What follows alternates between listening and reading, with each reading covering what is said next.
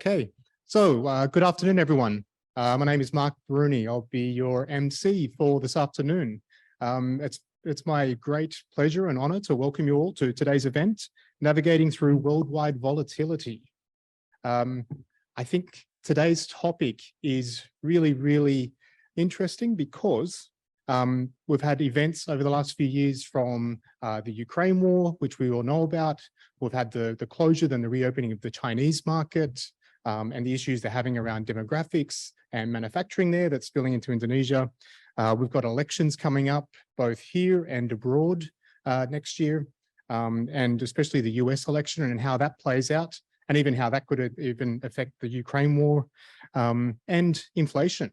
We've all seen what's happened where inflation reared its ugly head last year and we went from 0 interest rates up to 9% in some cases for mortgages.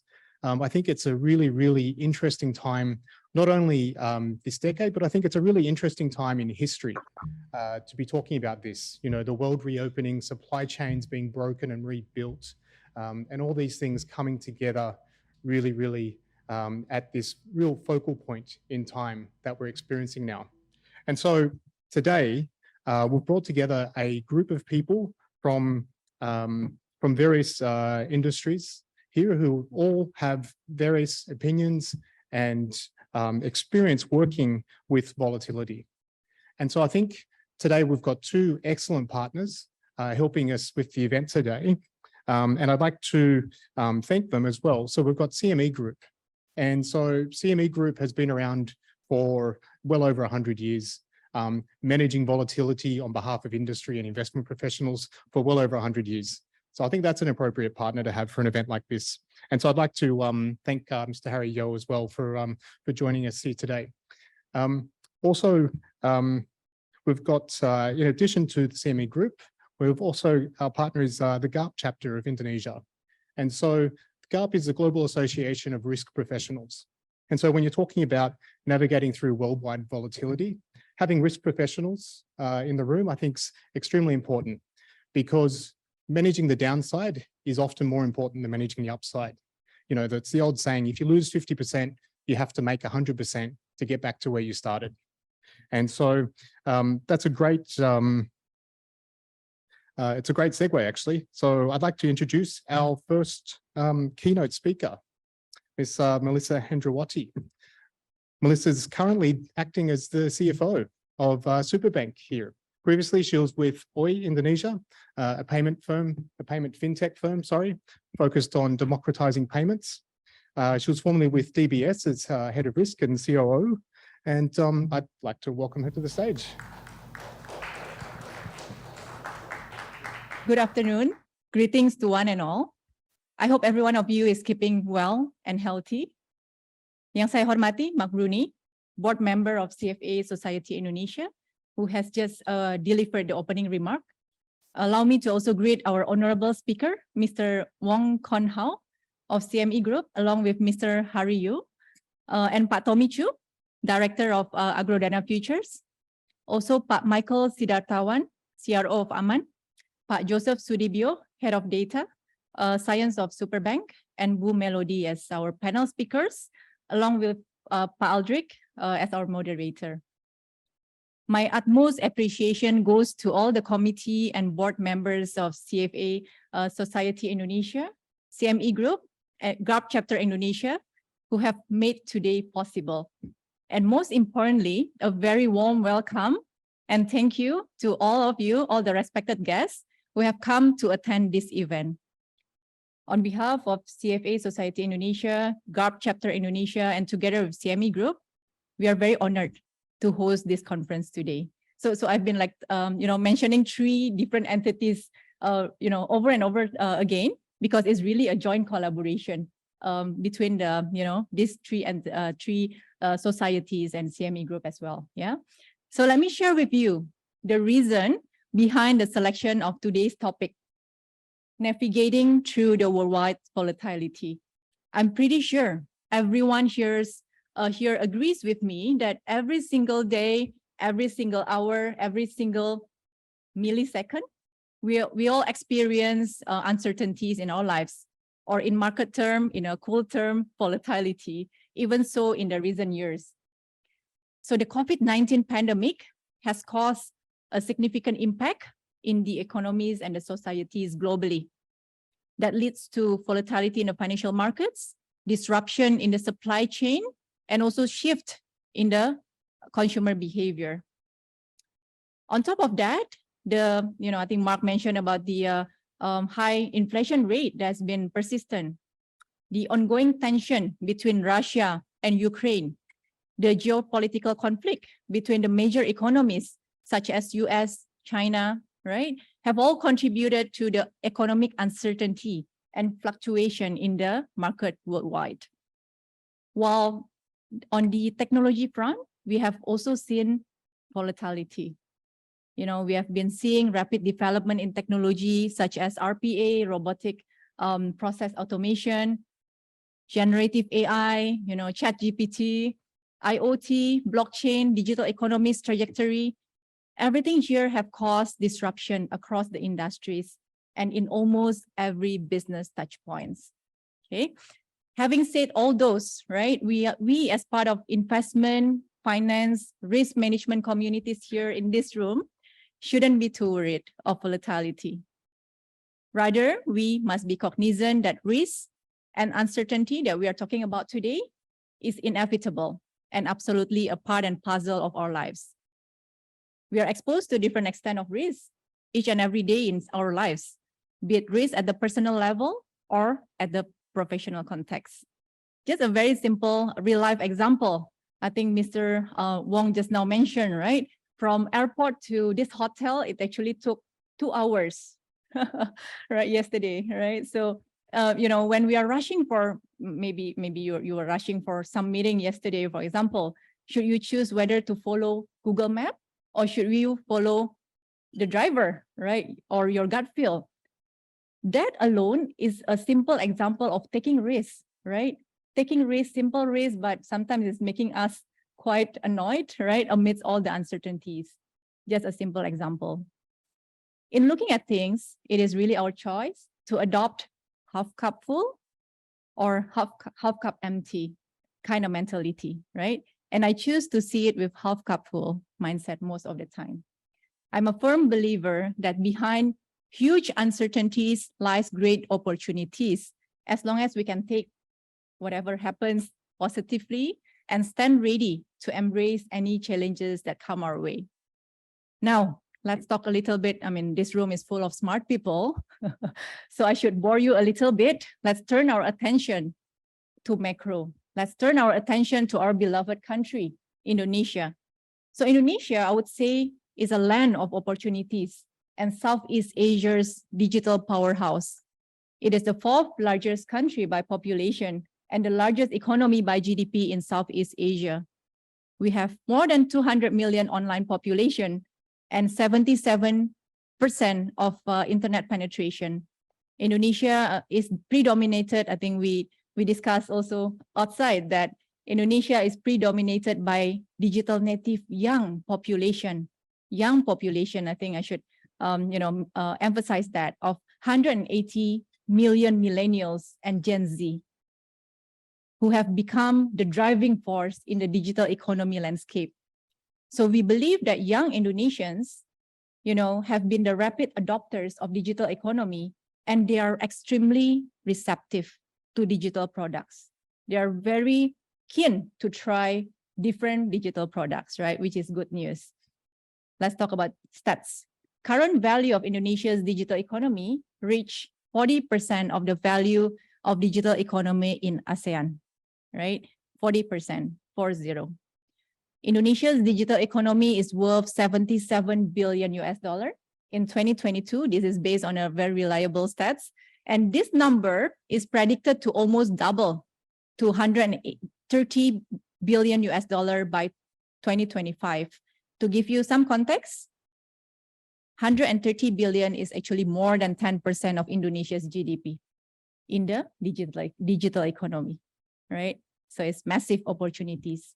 On top of that, we have seen massive growth contributed by startups as part of digital economy landscape. We have startup expert here, Mark. So you would agree that Indonesia is top 6 globally in terms of the number of startups. This is based on the stats. And we have more than 2,400 startups in Indonesia with 9 unicorn, 2 decacorn. Now, after I've been talking a lot about opportunities, right? From the macro perspective, the question to us here in this room is that, are we ready to play our best part in helping our beloved country, Indonesia, to achieve its vision, which is Indonesia Emas 2045? Are we ready? I've been talking a lot about opportunities, right? So now let's talk about challenges, because I think some risk professional here, we want to see the other side of the coin, right? Let's talk about challenges that are prevalent in Indonesia for it to reach the challenging yet attainable growth. In my opinion, there are 2 main challenges. The first challenge is the digital talent deficit. Indonesia needs 9 million digital talents to fulfill the digital economy potentials. You would agree with me, 10 years ago, there were no functions or role called data scientists. Right, Joseph? Yes, okay. I'm not forcing you to say yes, but I think 10 years ago, data scientists, CISO, Chief Information Security Officer, DPO, Data Protection Officer, those functions were non-existent 10 years ago. UI, UX designer, product designer are also not as common as now. From my own experience, helping the management of my current employer, transforming the bank from a conventional setting to a digital bank, it is really not easy to source good talents, especially in the area of technology, and also product. That being said, there's an urgent need to develop digital talents through reforming our education system, also by upskilling, reskilling our existing workforce. So it's our responsibility as the leaders in this room to think about how do we upskill, reskill our team. And this revolution in the digital talents need a multi-stakeholders collaboration between the government, the companies, all the institutions, and individuals like all of us here in this room to groom the digital talents ourselves, and also to enable more digital capabilities and change the mindset, our mindset and the people that we lead. Okay, that's the first challenge about the digital talent deficit. The second challenge, in my opinion, is the need to have the right leadership style for the right generation. If we notice what has happened around us today, there has been a generational shift in the workforce from previously mostly baby boomers and Gen X to millennials and Gen Z. Now the composition of the workforce is predominantly filled by these 2 generations, i.e. millennials and Gen Z.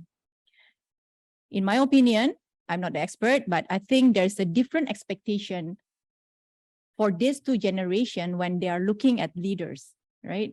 These groups of generation, they do not expect the leader to be fearless all the time, to be brave all the time, but more of using empathy. And sometimes it's okay for leaders to be vulnerable. They require leaders to promote creativity, innovation, experimentation, but also acknowledge failure when it happens. They want to be led by leaders who prioritize building trust through personal connection, and also fostering collaboration among the team members. So this, this kind of value will create a positive, safe space and inclusive work environment that millennials and Gen Z appreciate. At the end of the day, the hope is to have empowered team as a result of having the right leadership style. So I think, it is extremely important to understand these key challenges. I mean, I just mentioned 2 because of limited time, around talents and leadership, because by playing our part to build an agile digital talent pool, along with exercising the right style of leadership, I am confident we together here, we can navigate through the uncertainty and the worldwide volatility with greater confidence and resilience. Remember, uncertainties present opportunities and for growth and transformation, and our ability to embrace them will determine our success together in this ever-changing world. Okay, after I bore you with opportunities, challenges, and also, what was that before that? All the stats, right? If I may, let me share a little bit about CFA Society Indonesia and GARP Indonesia chapter. I just happen to be in both society. Our vision is to be a community of Indonesian finance and risk professionals for us to network and collaborate, as well as for us to be platform for continuous development. Having said that, I think you notice that we have been hosting regular events, sharing sessions in a technical, soft skill, including best practices in finance, investment, and risk management. We do sincerely hope to create a vibrant and collaborative society which can act as the catalyst, right, to enable finance and risk professional, finance risk management area to take central role in every company's growth. So if you have been in the corporate world for quite some time, maybe some of the people in their mindset, business is the central of the company. Let's now make finance, risk management, and investment as part of the the central, the driving force of every company's growth. Okay, so we welcome you to join our future events, and we also encourage you, if you are interested. I think some of you approach me outside to, you want to sit for the prestigious certifications to advance your career. Please, we welcome you, right? The more, the merrier for us, because by doing that, our community can be larger and can be more vibrant by your participation. So feel free to reach out any of us from CFA Society Indonesia or GARP Indonesia chapter if you would like to discuss or have any questions. All right, moving back to our agenda of the conference today. We will be having 3 great sessions today. I cannot wait to hear, all the great speakers today. In the first session, we will be learning about the role of market psychology in influencing market trends and how to make informed decisions in volatile market by Mr. Wong. So if we have learned about behavioral finance, if you still remember in CFA, right? A lot of good theory. Now is the chance to hear practical insights directly from the expert. Okay. This will be followed by second session by Pat Tommy, another expert here, around how we overcome volatility with simple yet proven techniques. And the third session will be a panel discussion with our panelists, Pak Michael, Pak Joseph, Bu Melody here, about how credit scoring model has transformed amidst uncertainty or recent developments such as generative AI, and how the shape of the credit scoring of the future be like. I'm very excited to hear from the experts here. Last but not least, once again, thank you all for coming to this event.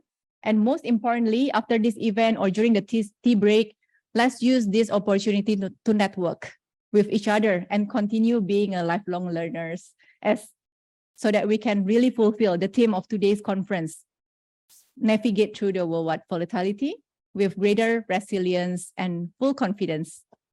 Okay, without further ado, I shall pass this back to our MC, Mark Bruni, to proceed with the next session. Thank you so much. Great. Thank you for that, Melissa. If you can join me in just giving her another round of applause. Also, it's nice to be reminded how old I'm getting with millennials and Gen Z now filling up the workforce. And, Melissa herself is a great example of millennials taking over leadership positions now in that generational shift. And also Melissa touched on the having to develop the talent here in Indonesia as well. And I think it always strikes me back to the India technology example and where Indonesia is at the moment, where I have recollections when I was a young banker back in Sydney in the mid-noughties, and we would, there was this trend then of all of the cheap non-technical tech work was being offshored to India back then, because India was known to be cheap, but not very good. And then you fast forward to today, and in the previous startups that I've been working in, we're now going to India for tech talent, to bring in the real experts. And this is, less than 20 years later. And I think with the demographics here in Indonesia, with the opportunities here in Indonesia, obviously that's something that's going to flow if it's handled right. But you can see there's the right people in the right positions now to make sure that happens. So exciting times. So without further ado, I'll introduce the first panel here today. It's the role of market psychology in influencing market trends and how to make informed decisions in a volatile market. And so to lead this panel, I think we've got the perfect candidate to lead this panel, and Mr. Wong Kon Hao. Mr. Wong, firstly, welcome to Jakarta. Thanks for coming down. Mr. Wong has started a company called Wepedia, which actually trains people in pretty much this exact topic in terms of making informed decisions in volatile markets. After all, if a market's not really volatile, there's maybe not so much opportunity as well. Mr. Wong's also, he's a private investor. He manages his own private capital. He's here today representing CME Group, and he's had over 20 years in the markets as well. And so without further ado, I'd like to invite Mr. Wong to the stage to take this panel. Thank you, Mark. And also want to thank you, Melissa, for the opening speech. And I just want to affirm your vision for Indonesia, that I was walking down the street at the Chillax last night. It's definite, I could see that there's a long runway. Among the Asia country, there's a long runway for Indonesia development. Now, why I say so? Because back home, our minister has spoke very well about Jakarta, Indonesia. Now, he said, and most of them say that there's a lot of young professionals, many young professionals in Jakarta, in Indonesia. That makes a difference in Indonesia compared to the rest of the Asia country. Why young profession is important, not just IT, but young professional is important because I was young 30 years ago. So it means that you have a large population of young talent. It also means that Indonesia, and especially Jakarta, have a long runway. Just want to second your vision about Jakarta. And also talk about risk today. I'm going to share with you a lot of data point about risk, but I think for this season, the theme that I use is this. Yes, I'm going to share a lot about risk, but among the participants is this. If we know what is the risk that's lying ahead of us, we discuss about it, we acknowledge that, and we know what's the risk lying ahead of us. Are you still seeing risk ahead of us? Or are you seeing opportunity that's lying ahead of us? We're going to talk about risk, but risk management. Then where can we transform this risk to an opportunity? Now, let me just start this, my presentation formal. And first of all, I want to thank you, CFA Society Indonesia, the board member, Ms. Melissa Hedrawati, thank you, and board member, Mr. Mark Burney, and also the executive director, Mr. Rahmat Halim. Thank you for having myself and my partner, who is a CME Group, Mr. Harry Yo, that is here today. And definitely it's my honor to speak alongside with Mr. Tommy Chu and the rest of the panelists. And definitely a great pleasure to meet up with many of the distinguished guests this afternoon. Now, today we're going to talk about how to navigate through worldwide volatility. Now, many of my friends ask me about, Connor, how do you know that the risk is coming? How do you know that this opportunity is coming? Of course, when I say how do I know, I do not mean that I'm always absolute. We can never be absolute in what we're seeing. But relatively, I think we can score maybe 70% right most of the time. I think that's pretty impressive. The 30% when we're wrong, we just have to risk manage it well. Now let's go to the next slide. Yeah, so today, a lot of my friends ask me, how do I know that the risk is coming or the opportunity is coming is this. I think I got to credit my earlier days about coming to 30 years ago, that my first career I started on the trading floor itself. Now, I was a floor trader. That's how I got started as an apprentice.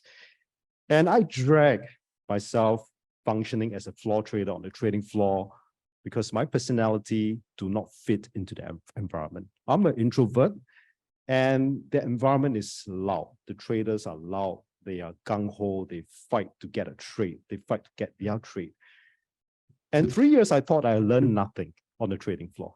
So I asked to be transferred to be as a dealer in the office. But when I was at the dealer, when I look at the prices, the buy, sell, it flashes the last done and the charts, and I have a wake-up call. So what I spent, I thought I wasted my time for 3 years on the trading floor. Everything, when I was on the screen, makes sense what had happened on the trading floor 3 years, where I dragged that journey.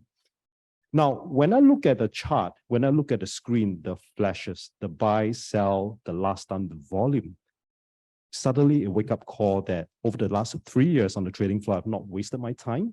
I begin to understand that I could see that there's a lot of fear within the transaction, a lot of greed, a lot of confidence. When I say confidence, it could also mean insiders trading as well. Now, let me just explain how the floor trading works here. Today, when we trade the market, invest in the market is through electronic, where Joseph is very familiar with. Now, it's all digitally transacted, matched. But in the past, it was floor traders. So as a human, we match trade. 1,000, at 10,000, we match trade. So within this chaos, the matching of trades, in fact, there's a lot of emotion that's go beyond within this transaction. Again, it's fear, greed, and confidence that I'm going to describe that tonight. Within all this transaction, that encompass macro development as well. So we're going to study deep about how to recognize all these. So today, as I look at the digital transaction on the screen, as I look at the chart, so my mission, or I try to read into the market, is that can I sense the greed? Why is there a need to sense the greed? Because when there's a greed in the market, it also means that this price may be overvalued. But whenever there's fear in the market, which may not be bad if you're not in the position, it also means that there's an undervalued situation. Everyone is selling. Whenever there's confidence, maybe it is time for us to take a second look to restudy about the whole situation. Could it be time to get into the market? So we're going to study into the market psychology today. So it's always an honor and pleasure to be here. And I have a mission statement to be on the platform. And I hope that what I shared were able to create a lateral thinking skill for every investor traders, including the institutional investor as well. Knowing when to take a calculated risk like today, and definitely a bolder risk when there is an opportunity. So yes, I'm going to talk about risk that lies ahead. But again, when we know what's the risk that's lying ahead, I'm not seeing risk anymore. I'm seeing opportunity.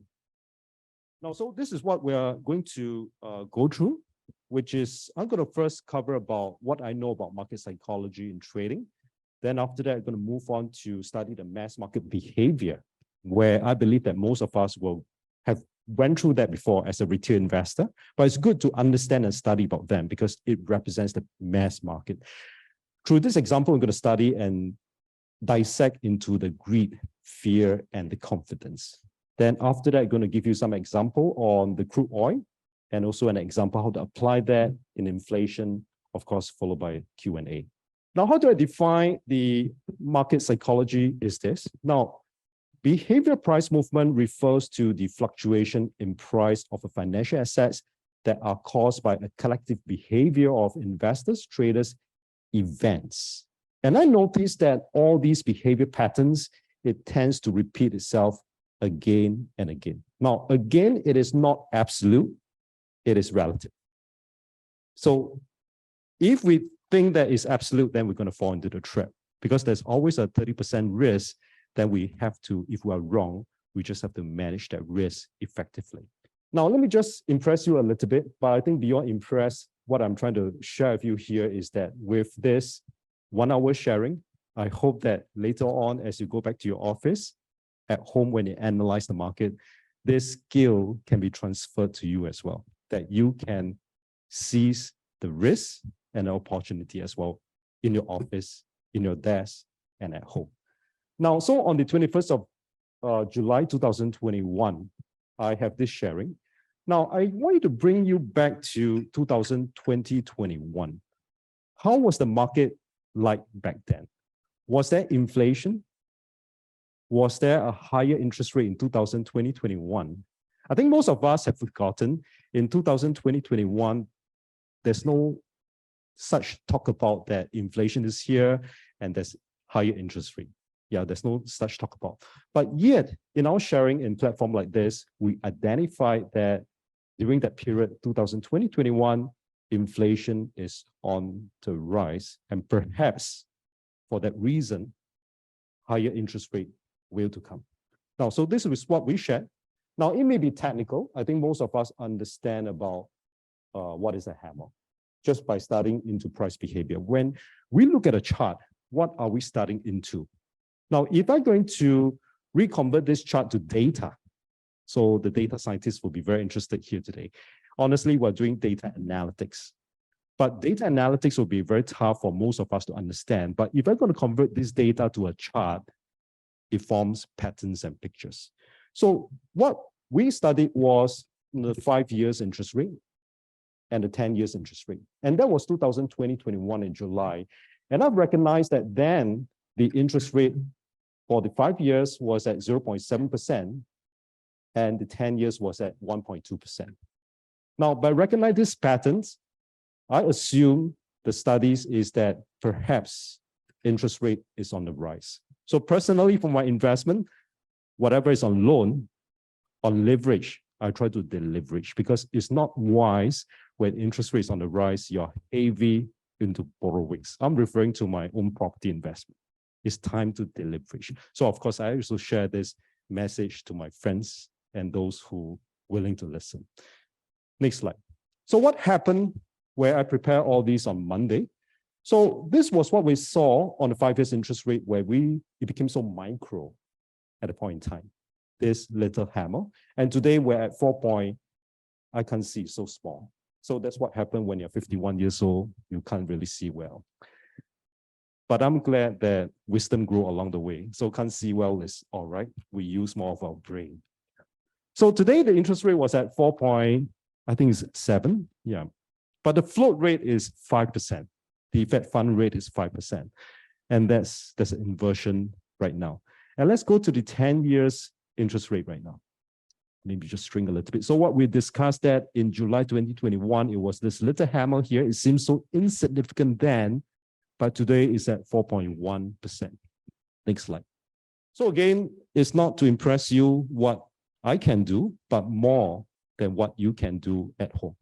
We can recognize pattern, and when we understand the pattern, we try to take it a little bit more seriously, study the macro development, the micro development as well. Does it match to what we are seeing here in the technical or data analysis? Now, so what do you think about this 40 years interest rate? I'm not talking about the interest rate. And do you think that interest rate is on the rise? Now, next slide. Now, if I'm going to draw a very simple trend line like this, and I believe that this is from 1970s to today, and what we're seeing here, the post-COVID interest rate, it seems to me that you have just broke this major downtrend line. And I think it is interesting, like what Melissa said earlier, it is time to look at the macro development, the geopolitical risk, what will cause commodity to rise, and will there be a risk that inflation is going to continue to rise, so that the Fed will also consider to maintain or hike the interest rate in the near and far future. And I believe that there's some risk moving forward. So again, we're not going to talk too much about risk, but rather how can it make use of this risk that we know ahead, turn that into opportunity. Next slide. Now I'm going to talk about this is going to be a little bit fun now, some animation. And we're going to study into the mass market psychology. I think many of us, before we became an institutional investor like yourself with your company, we were once an individual investors. Now, I'm not here to shame the individual investor, but rather as I shared this, I hope that the individual investor will also be blessed. Because if we are into folly, but yet we're able to learn what we have done, the mistake we've done in the past, we develop an interest, we develop a skill, we can all become better. Now let's study about the characteristic of a mass market psychology. And I'm going to discover about this characteristic, this investor, her name is Catherine. And now if you come across any individual that always like to say this word, and as investors and traders, we try to minus off, cancel off this vocabulary in us. Now, it may happen to you. For example, you have taken profit and the market run up even more. That you may say that I should not have taken profit. Try to minus up that off because you are blaming yourself, which is harmful because over time you will create a lot of emotional baggages. Or if you have cut losses, then market rebounded. Then you ask yourself, you blame yourself, I should not have cut losses. So this is harmful over the long term. Now, so how do I recognize the mass market? Because there's a common vocabulary that they use. They like to say, I should not have. I should have. Now, next one. Now, this one, you need to go a little bit faster with me because this is an animation here. So we're going to study into the mass market behavior. Now, let's move on. Next one. Now, usually the mass market, I'm talking about the retail investor. So as an institution, it's good to understand what the mass market thinks and behave. But again, of course, we're trying to help them not to corner them. That's not the whole idea. Now, usually the retail investor, or the mass market, they are ignorance. We have to recognize that. When the price dropped a lot already, my friends say that it is a good time to buy. I will buy now. They invest and trade out of ignorance. So as the price dropped even more, next slide. Next slide. Yeah. They say, oops, it is okay, or I buy some of the average rate, and they average on their losses. So we don't do that. Move on. Next one. See, I'm right. Next one. Stress. Next one. So then the first mistake they made is that they average on their losses. When it broke the low, they are so stressed out and they cut loss. Now, the emotion is this. We try to read into the market development. We try to read into the mass market emotion. When they over-leverage, overstick what they have, likely it will cause them to cut loss. When they cut loss, it also means that market is undervalued. Could there be a proposition on buying opportunity? We're going to discuss that shortly. Now, let's move on to the next slide. Sign, please don't tell me I cut at the low again. Move on. See, I told you market is coming down. Next slide. I don't believe this. Never mind, I'll wait for it to come down or buy again. So he is getting a bit angry right now, or she, because I'm referring to Catherine. Next slide. But market do not wait for her. And this is a time that we have to recognize if the market on FOMO mode. FOMO means fear on missing out. Now, because it's so high, for example, where is the FOMO today in the stock market? In the AI chase, in the AI euphoria that we're seeing. There's a lot of FOMO. And a lot of us are thinking, I should buy now if I'm not going to miss it. Why I say so? Because I literally every place I go to, people always ask me, which AI stock should I buy now? It's so high.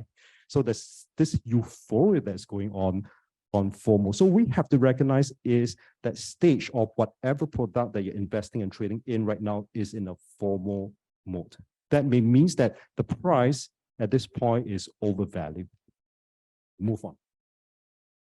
So after she has invested, market dip. Next one. It is a good stock. I am a value investor. Now notice that Catherine started as a trader.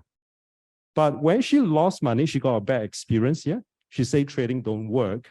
Then after that, she became a long-term investor. So we can recognize the patterns of the mass market behavior.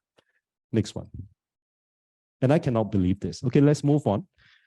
Now, so we're going to recognize when we look at any market, so this is just one example. So what market was that? I believe that there was a gold market, but it applies to almost every market. So that when we look at, it could be crude oil, it could be gold, it could be the yield, it has all this very similar behavior. But more than that, I want to recognize the emotion behind all this mass market. What is it all about? And how to recognize the market, whether there's an element of greed. Let's move on to the next slide. Now, based on this story that I just told you, a case study for you. Yeah, I think it's always good that we have some practical experience. At any particular point, where do you find that the greed is in play? Which point?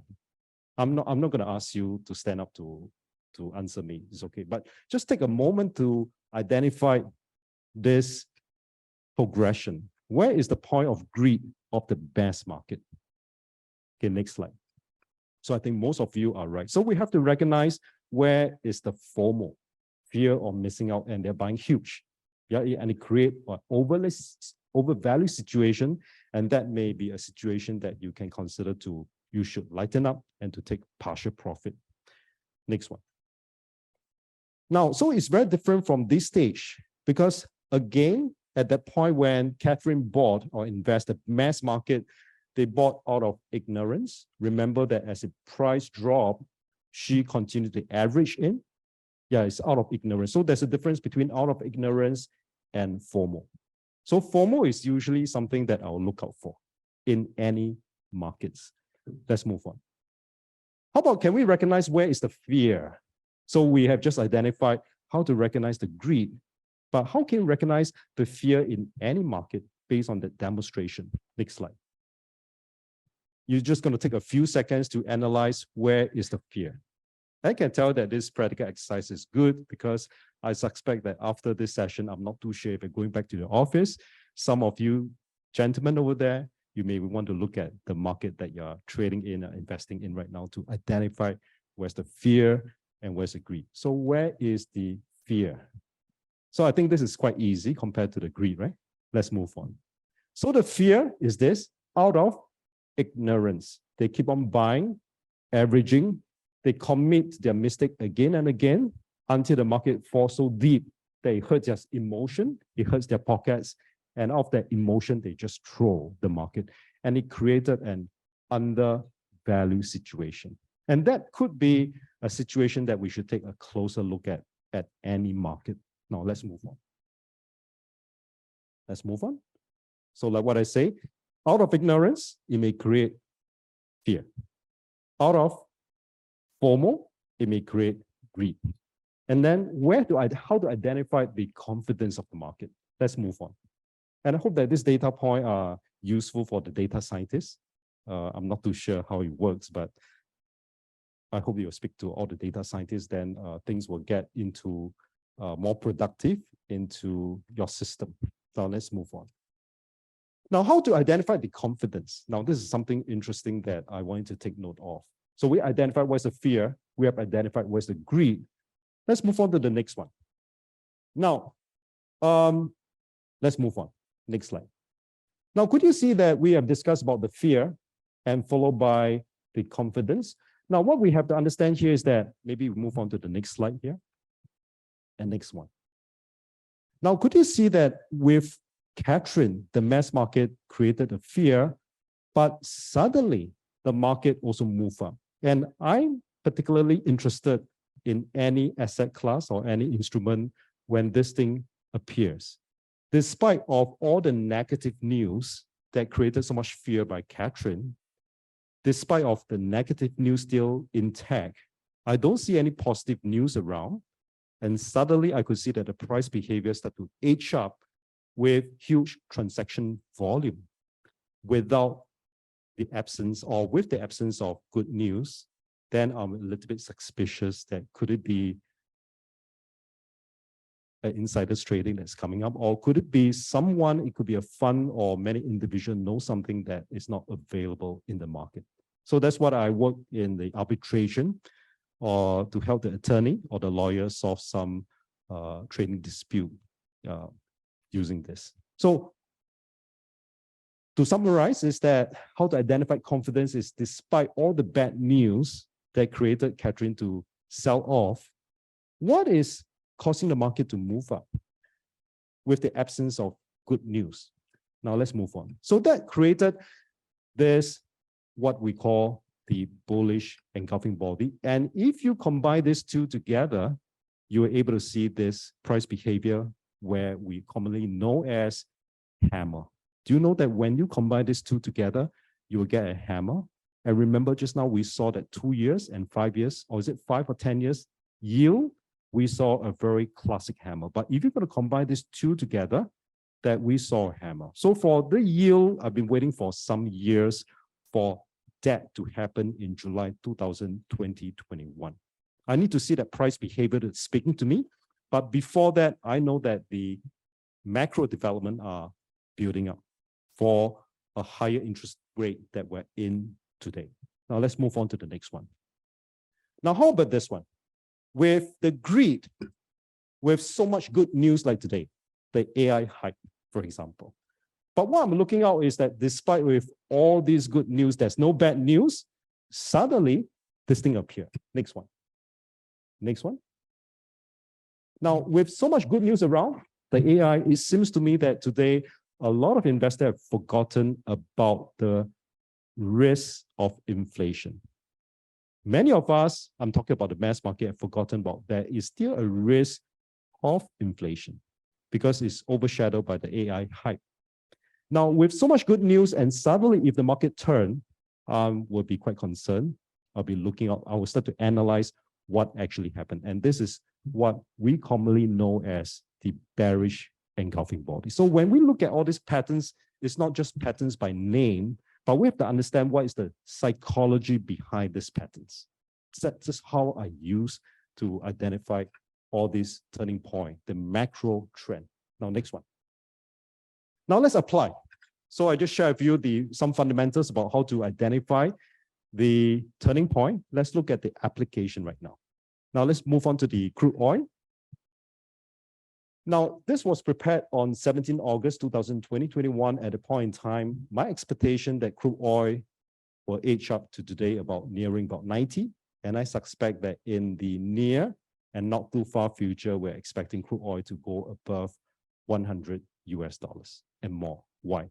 Now, let's base on what we've discussed earlier on this crude oil over the last 20 years. Next one. Now, first of all, we have to understand that some macro development back then in the before the 08 crisis, the main supply for crude oil was mainly OPEC, and there's a new demand by China. So we could see that the market have overdrive, and it formed that there's this euphoria in the crude oil. Now we could see that there was an inverted V. So earlier what we studied is all the inverted V shape and also the V shape, a sharp V shape that forms bearish engulfing body or bullish engulfing body. It also forms hammer and inverted hammer. Yeah, so do not just understand it by name, but try to understand the psychology behind the development. That's more important. Now, next one. Now, if we could see that this inverted V is also a bearish engulfing body, and we could see how the market have turned. Now, next one. In 2008, of course, we knew that there was 08 crisis because of the subprime. Let's move on to the next one. 08 crisis, next. And we saw that there was a V shape, a very sharp V, which is also the bullish engulfing body. Next one. And because of the OPEC and US shale standoff, the market have dipped, and we saw a V shape, which is also next one, which is the bullish engulfing body. Next slide, please. And this will be very familiar to all of us, which is just happened about 3 years ago because of the supply chain block. And it requires the producer to spend more on the storage of oil and the cost of oil price to dip below par. But I want to take notice that this is a very sharp V. When sharp V happens, it also means that the potential upside is very strong as well, technically. Let's move to the next slide. Next slide. Can you see that there's a potential sharp V? When you combine these two together, you'll form this hammer as well. Now let's go and study a little bit more intimately on some fundamental about the crude oil and the rest of the commodities. And then we're going to narrow down to the CPI, and we're going to narrow down to the interest rate. Volatility will come, but I will embrace it as an investor and traders as well. To me, it's all good news because with volatility, there's definitely so much more trading opportunity that's around. Move on. Now let's apply inflation. Let me just give you some progression, what's happening to the market. Move on. Now, US bank run, it was March this year. The bank run was caused by high inflation. But today, I think many of us have forgotten that there's a bank run ever exists. But I can tell you that the bank run crisis is still there because if you're going to study into the 4,000 stocks, banking stock in the United States, it seems to me that only JP Morgan is above the March prices high, and the rest of 4,000 banks is still below or around the March crisis prices. So the price behavior speaks to me that the bank run crisis is far from over. So we still have to look at the banking stocks very carefully. Now, but I would say that the market at the moment is giving us a lot of hints why it's coming right up. Now, I got this formula. If you ask me that whether inflation is on the rise, I will look back at commodity prices. Or if you ask me whether interest rate is still on the rise, I will look back at inflation and I'll look back at commodity. So therefore, we have to study about the raw data or the raw prices of whatever we need and we use daily, which is commodities. Next slide. Now, this one may appear a bit complicated, but it's easy to understand. The yellow lines represents the commodity prices, which is crude oil. This is crude oil. And the yellow is the deep orange is CPI and followed by interest rate. Now, let's look at what happened to the COVID-19 where the crude oil went below par and it rebounded to this exceeding 100, which is not that long ago. But you'll notice that when the Fed decided to hike interest rate despite of a rise in commodity prices, using crude oil as an example. It took them, next slide. As oil price and rest of the commodity rise, it took the Fed, next slide, 23 months later to decide to hike from 0.25 to 0.5%. So what I'm trying to suggest here is that the formula to understand inflation and interest rate is first we look at commodity prices because that is the real data. Where is the commodities today? Is it higher than before? Then we will know that what is the CPI, whether it's a core or CPI is going to do, because all this data, the agency need all this data to feed them. It could be a few weeks to a few months later. And the central bank will take much longer period to identify whether are we still in inflation or not, to hike, pause, or to ease the interest rate. And we could see that as oil price rise, it comes to a point that CPI, there's an exponential effect. Now, another example about the lagging effect between these three components, which is commodities, inflation numbers, and interest rate. Next slide. Well, the oil price reached a high and it's to move down over the last whole year. In 2022, the oil price dipped. But it took the CPI, next slide, 3 months later to register the peak. Then it started to come down. While the interest rate is still maintained at a high because I believe that the Fed understood that all these data points are still elevated. When I say all these data points, I'm referring to all these commodity prices are still elevated. And Jerome Powell did say that we studied into my predecessor in the 70s and 80s. We do not want to cut the interest rate that soon because what happened back then in the 70s and 80s was his predecessor cut rate too soon. And then we all know the story that the CPI started to reverse up very strongly. He do not want to commit that mistake as of yet. But yet, during each FOMC conference, I could see that the gullible reporter asked him, are we going to cut the interest rate? They're very gullible. Why I say so? Because this reporter are basing on a CPI of last year, June at 9.1 to about 3%. They say that the inflation have come down so strongly. It's time to cut the interest rate. But what Jerome Powell and his team are looking beyond the last 1 year CPI. He's looking the last 40 years. And he knows what's on the table. And he's very consistent with his statement over the past FOMC meeting. He said this, we're going to study into the data point, month to month, data to data, the totality of the data before we decide what we're going to do next. So basically, in short, he's asking the reporter, please do not put words into my mouth.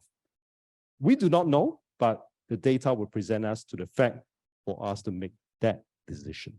So what do you think? Moving forward as the crude oil from about this low, I believe about 40, and today is nearing about 90 US dollars. The crude oil is on the rise. So what do you think about the CPI will do? From 3%, the latest reading was at 3.2. And now we could recognize why the Fed want to maintain the interest rate at this high point, either to pause or to hike, which I believe that in 2024, my personal conviction here, based on my reading, is that unlikely it will cut an interest rate in 2024. And I hope that that will bless you, because again, I say that if we know what's the risk that is ahead of us, I'm not seeing risk, but I'm seeing opportunity. Now let's move on to the next slide. We have just discovered about crude oil. How about the rest of the commodity prices? Now, this was a COVID low, and this was a crude oil that we studied. But among all the commodity prices, now how I measure inflation and interest rate is that I like to look at this group of CME commodity prices. I listed all of them, the top 16 of them. So we are seeing my first page here. But what we could see here, since COVID low, the gold is still around 2,000. Oil, where we just studied, and I believe that oil is in a bull trend, and the last year dip was a retracement dip for bull to come.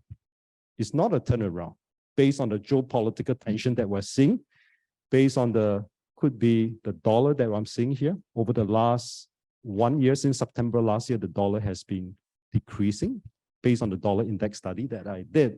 But look across all the commodity based on the COVID-19 low, most of the commodity prices are still elevated, and the meat price, the cattle, the live cattle have broke its all-time historical high. So what is my reading here on the commodity prices? It's still elevated. Next slide. And so what's your reading? Next slide. So let's do a case study on the long term. And now I'm going to pass the table to you to analyze, where I have not discussed about this topic. Earlier, I shared about hammer, inverted hammer, to understand the psychology behind the hammer, inverted hammer. Now let's look at this case study on the crude oil prices based on the price behavior study. Next one. Now my question to you is that this is a yearly chart of oil since the 80s until today. Now, based on behavior science, what is your reading over the past many years? And I'm reading from a yearly chart. Sometimes a few seconds to analyze on this price behavior on the yearly chart. There's a lot of geopolitical behind the behavior. I just want to share with you my excitement about how I look at opportunity. Can you see that there's a lot of opportunity? Maybe I give you one clue. Next slide. I'm going to draw a straight line across. My question to you is that what can you conclude on its price behavior movement the past years based on this straight line? I think it's interesting.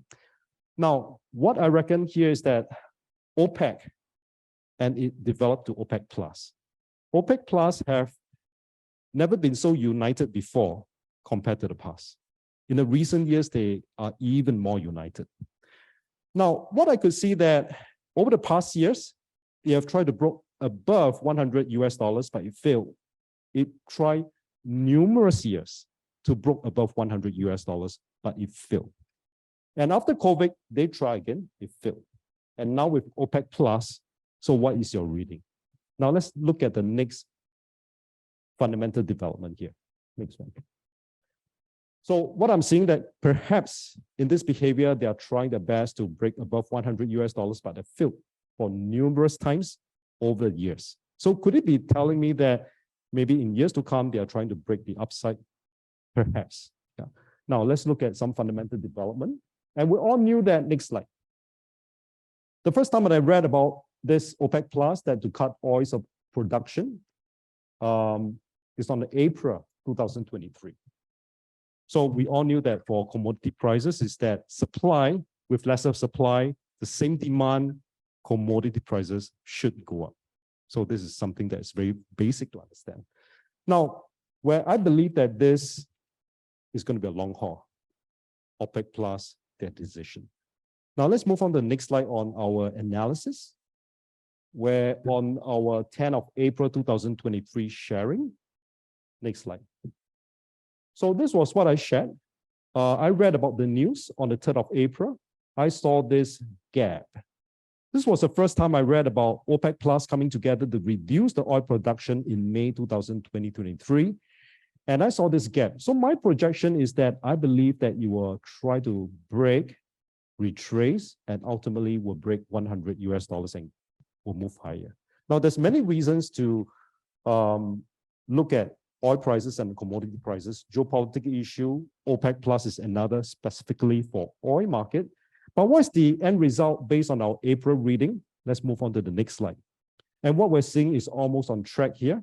It retraced from about $65, it moved up, retraced, and now is nearing $90 US. So I want you to relate not just oil, but the rest of the commodity prices, and how would that translate to the CPI? And then how would that translate that to the interest rate? Yeah, so this is something that worth to take a look at. So how I understand about inflation is I have one page, a few pages of CME commodity prices where I look at them. Now, so we saw in 2020-23, after bank run, the US stock market rally because of credit to the AI rush. So what's coming ahead? I believe that market has given us a lot of hints. So today we discuss about the lagging effect between the commodity, inflation, and interest rate. Let's move on to the next slide. We also understand about this 40 years interest rate. And what I took interest is that you have broke this downtrend line very convincingly. Just combine what we have discussed. Of course, today we have done time to discuss about all the geopolitical issue, but I just want to narrow down to the behavior signs of the price movement. And we could see that where is the inflation moving ahead based on the commodity price that is developing right now. Let's move on to the next one. And that was a Fed fund rate over the last 40 years. But if I'm going to look at the 2 years yield, 5 years yield, 10 years yield, 30 years yield, these are the cash market. And I got all the very similar reading over the last 1 year. You have broke above this 30 to 40 years downtrend line, whether it's at a Fed fund rate that we saw earlier, or the 2 years, 5, 10, 30 years yield. Now, all these are cash market. Can you participate in trading and hedging into the rising interest rate? Over the last 2 to 3 years, I cannot remember the specific launching of the CME micro yield futures. You can take a look at all these contracts, the micro 2 years yield futures, to participate and take advantage of this rising interest rate to come. Okay, next slide.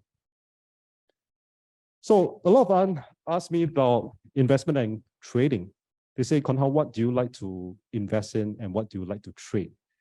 I told them that whatever that I find that's interesting, that's about to move, I would like to participate and trade them. So I don't limit myself to just one contract. I open up the net as wide as I could.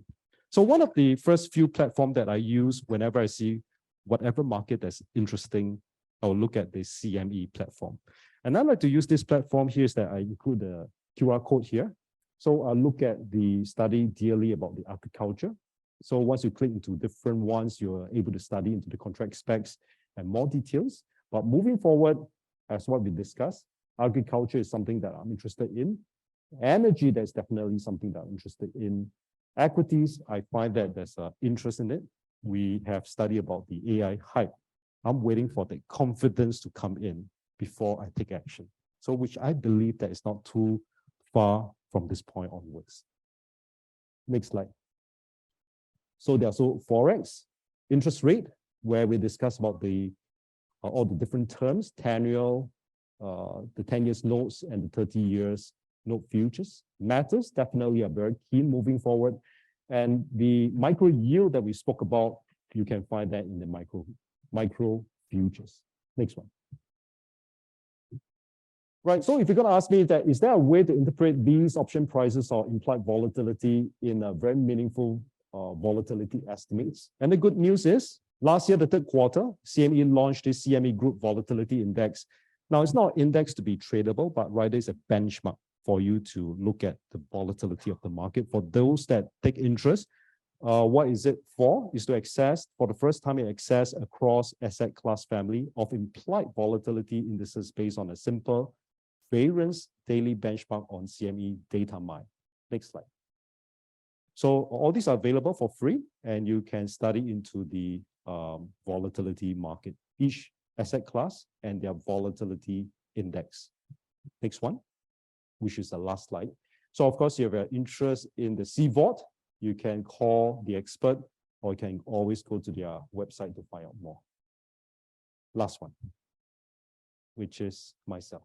Okay, so you can stay connected with me through my Facebook page. And CME Group did encourage me to produce a lot of videos. I know that today's presentation is 1 hour, but definitely they are very short snippets of 5 to 7 minutes sharing about what is happening to the market, to understand deeper, to do a deep dive about market psychology.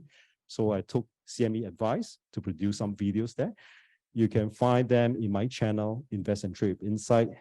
My website, if you want to find out more what I'm doing, and definitely be welcome to receive your email on some inputs and some thoughts that you may have. Definitely for some data scientists, if you find that you can include what I shared to your formula, I think that will increase my productivity. So with that, I want to thank you, all of you, for your kind attention. I hope that this sharing, it is a blessing for yourself in how you can manage your fund for your company. And with that, I hope to see you again very, very soon. Thank you. So without further ado, I'll introduce session number 2, which is overcoming volatility with a simple and proven technique. And for this session, I'm going to invite onto stage a very old friend of the CFA Society here in Indonesia, with 25 years experience in financial markets and the globe-trotting leader of Agrodana Futures. I'll invite Mr. Tommy Zhu up on stage. Thank you. Good afternoon, ladies and gentlemen. Thank you for your time coming to the CFA Institute conference. And I would like to share about overcoming volatility with a simple and proven technique as our second session. And please allow me to move around the stage, as I may get cramped if I just stay on the same point for 1 hour. Thank you. Okay, so maybe you have seen my profile that I have been in this industry, in financial market, for over 25 years. And just like Mr. Wong mentioned, what he explained, actually, it happened all the time in the market. And the trend is always repeating. So market psychology is important. And now we would like to discuss about how to overcome this volatility. Normally, when we think about volatility, it always reflects as moving down. So volatility is reflected in the up and down. And we always refer this like a roller coaster, right? But interestingly, if we see the roller coaster is swing bigger, the bigger swing, then it is more volatile. And if we see the volatility is very big, we call it high risk. When the volatility is very low, then we call it lower risk. So volatility, as we see here, like the roller coaster, and then we up, down, and all this time, we always refer volatility to risk. So actually, if you see the volatility, why we call it as risk, actually in investment, definitely everyone has a certain target of return. And this is what we call the expected rate of return. And if we see this bell-shaped curve, the volatility is deviating from this expected return. So the vertical line is what we expect to have from the investment. But if our result deviate from this vertical line, it could be here, it could be here, it could be here, it could be here, then it is volatile because it's not it does not arrive at our expected return. So the wider the bell shape, then it is considered more risky. That's why we always refer volatility as risk, right? So if you look at roller coaster, because we always refer volatility is like a roller coaster, then what do you think? Do the people riding the roller coaster, do they enjoy or fear in the ride? Depends. I myself, I love riding roller coaster. When I go to theme park, normally I just like to see, okay, which one is the scariest roller coaster? Then we will ride this one and then enjoy. I myself enjoy roller coaster, and I believe all the roller coaster lovers all enjoy. Why? Because we know where the end point is. We will finish safely in the track. So when we know the full track of the roller coaster, then we can enjoy the. But imagine if you are going upside down, but it is in a car crash.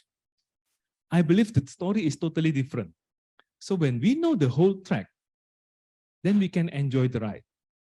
And in investment, we also need to know the whole track. And what is the whole track when it comes to investment? This is what we need to think about. And in my 25 plus years of experience, I can conclude that the whole track in investment is long-term investment. So when we invest, always have the long-term horizon in mind. Okay, so if you look at this chart, this is a chart of Apple. Yeah, so this is an Apple price. Yeah, Apple stock price, and you see from here go down, go up, go down, go up, go down. So if you look at the movement, Apple stock price dropped almost 30% in 6 months. If this happens to your portfolio, imagine you lose 30% in just 6 months. What will happen? You may be fearful, like what Mr. Wong just now explained, right? But then, if you just happen to invest at this low, and then the price go up 36% in 2 months, then what will you feel? I believe you will feel excited. Maybe you will feel like you are the smartest person in the world. You can score 36% in 2 months, right? But then if you keep on going, and then the price go down again, and also drop 30% in 5 months, then you will, wow, volatility is very dangerous. You will feel like, wow, market is very destructive to my psychology, right? And if you see this movement, it almost occupies the whole screen. It's almost touching the upper end, and it almost touches the lower end of your screen. And you see, wow, volatility is very high. So how do we overcome this volatility with a long? So if you look at the longer time horizon, so this one is around 2020 to 2023, is around 3 years. So if you see the next slide, this one is around 5 years. When you see the chart in 5 years' time, actually, it does not occupy the whole screen. So the up and down is just a part of the movement. And if you look at the next chart, around 10 years, the one that we see is just the one block in the yellow color. And if you want to make it smooth, you see the red line here. The red line represents the moving average. And what I display here is the 100 moving average. So 100 charts, average get 1 point. And then the next 100 chart get 1 point. So if you see the red chart, the red line, it does not display any big volatility at all. It is just smoothly going up. So we can only say, okay, we know that the long-term trend is up. Volatility, it looks big only in the short run. But when it goes to the volatility is not scary anymore. And if you look at the moving average, it will see like a very smooth line going upward. So, next please. This is tips number 1 to overcome volatility. Long-term investment will smooth out volatility. So always have long-term horizon in mind when you want to invest. That's overcome volatility, tips number 1. Okay, next please. Then, just like what Mr. Wong also mentioned just now, how do you want to invest? Maybe out of ignorance, and then you buy, and then you want to average down some more. So after some time, the price go down, you get confused, and then you cut loss. It could happen. I also experienced that, right? So what do we do with our money? Shall we buy now? Let's say, just now we displayed the Apple chart, Apple stock price. Shall we buy Apple at current price around 80? Or shall we wait for the Apple stock price to go down? and then we buy, or how? Normally people will do, first thing is buy and keep, buy and hold. That's one thing of investing. The second one, they try to time the market. Timing the market means, okay, looking at indicators, looking at data, okay, no, it's not the time yet. And then when the price maybe move down, then you say, okay, this is the best time to buy. Or maybe, I don't know what indicator shows to your desktop, and then you make a decision. That's timing the market. But research shows that it's not easy to time the market, especially if you can say, I want to time the market consistently. I must remind all of you, it is not. So the third one is using dot averaging. So with dollar cost averaging, you invest regularly. And how much do you invest? It's an equal amount. So let's say, okay, I want to invest every time I celebrate my birthday. That means once a year. Or maybe if you want to be more frequent than a year, okay, every quarter I will start investing. Or maybe every end of month after I receive my salary, then I will invest regularly. That's dollar cost averaging. So you invest regularly with the same amount. That means if, let's say, in your plan, in your investment plan, you plan to invest, let's say, $1,000 per month. Then every month you will buy $1,000 of investment. And where to invest? Let's say we discuss about Apple. So you just buy Apple stock with $1,000. If let's say today 180, that means you can only buy 5 shares. If the price drop to, let's say, 150, maybe you can buy 6 shares, and so on. So every time you have to invest, then you invest with the same amount of money, regardless of the price of the security. So this is dollar cost averaging. So just now we remember there is buy and hold, or second, you want to time the market, and the third one is dollar cost averaging. So if you buy and hold, at the lowest price, that's the best. But it is not easy to get the lowest price. But if you buy at the highest price, then it is a disaster. So with dollar cost averaging, you try to average your price instead of one shot. So this is dollar cost averaging. Now, if you look at this chart, this is just an example of the regular interval. So I'm using the vertical grid line here, and this vertical grid line can be translated to any terms that you want. Just like we mentioned just now, it could be your every month end after you receive salary, or maybe after your birthday, or every, I don't know, as long as it is regular interval. Yeah. So if you imagine, let's say the price was here compared to here. So at the first point, you can get more shares than the second point. At the third point, you can get more shares than the first point. But let's say when the price is around the peak, then you get less shares. You just keep on buying, yeah, buy here, and so on, as long as it is dollar cost averaging. So with the amount of money you buying. Okay, next slide, please. And what is the benefit of dollar cost averaging? The first one, you will average your purchase price. That means you avoid buying at the top.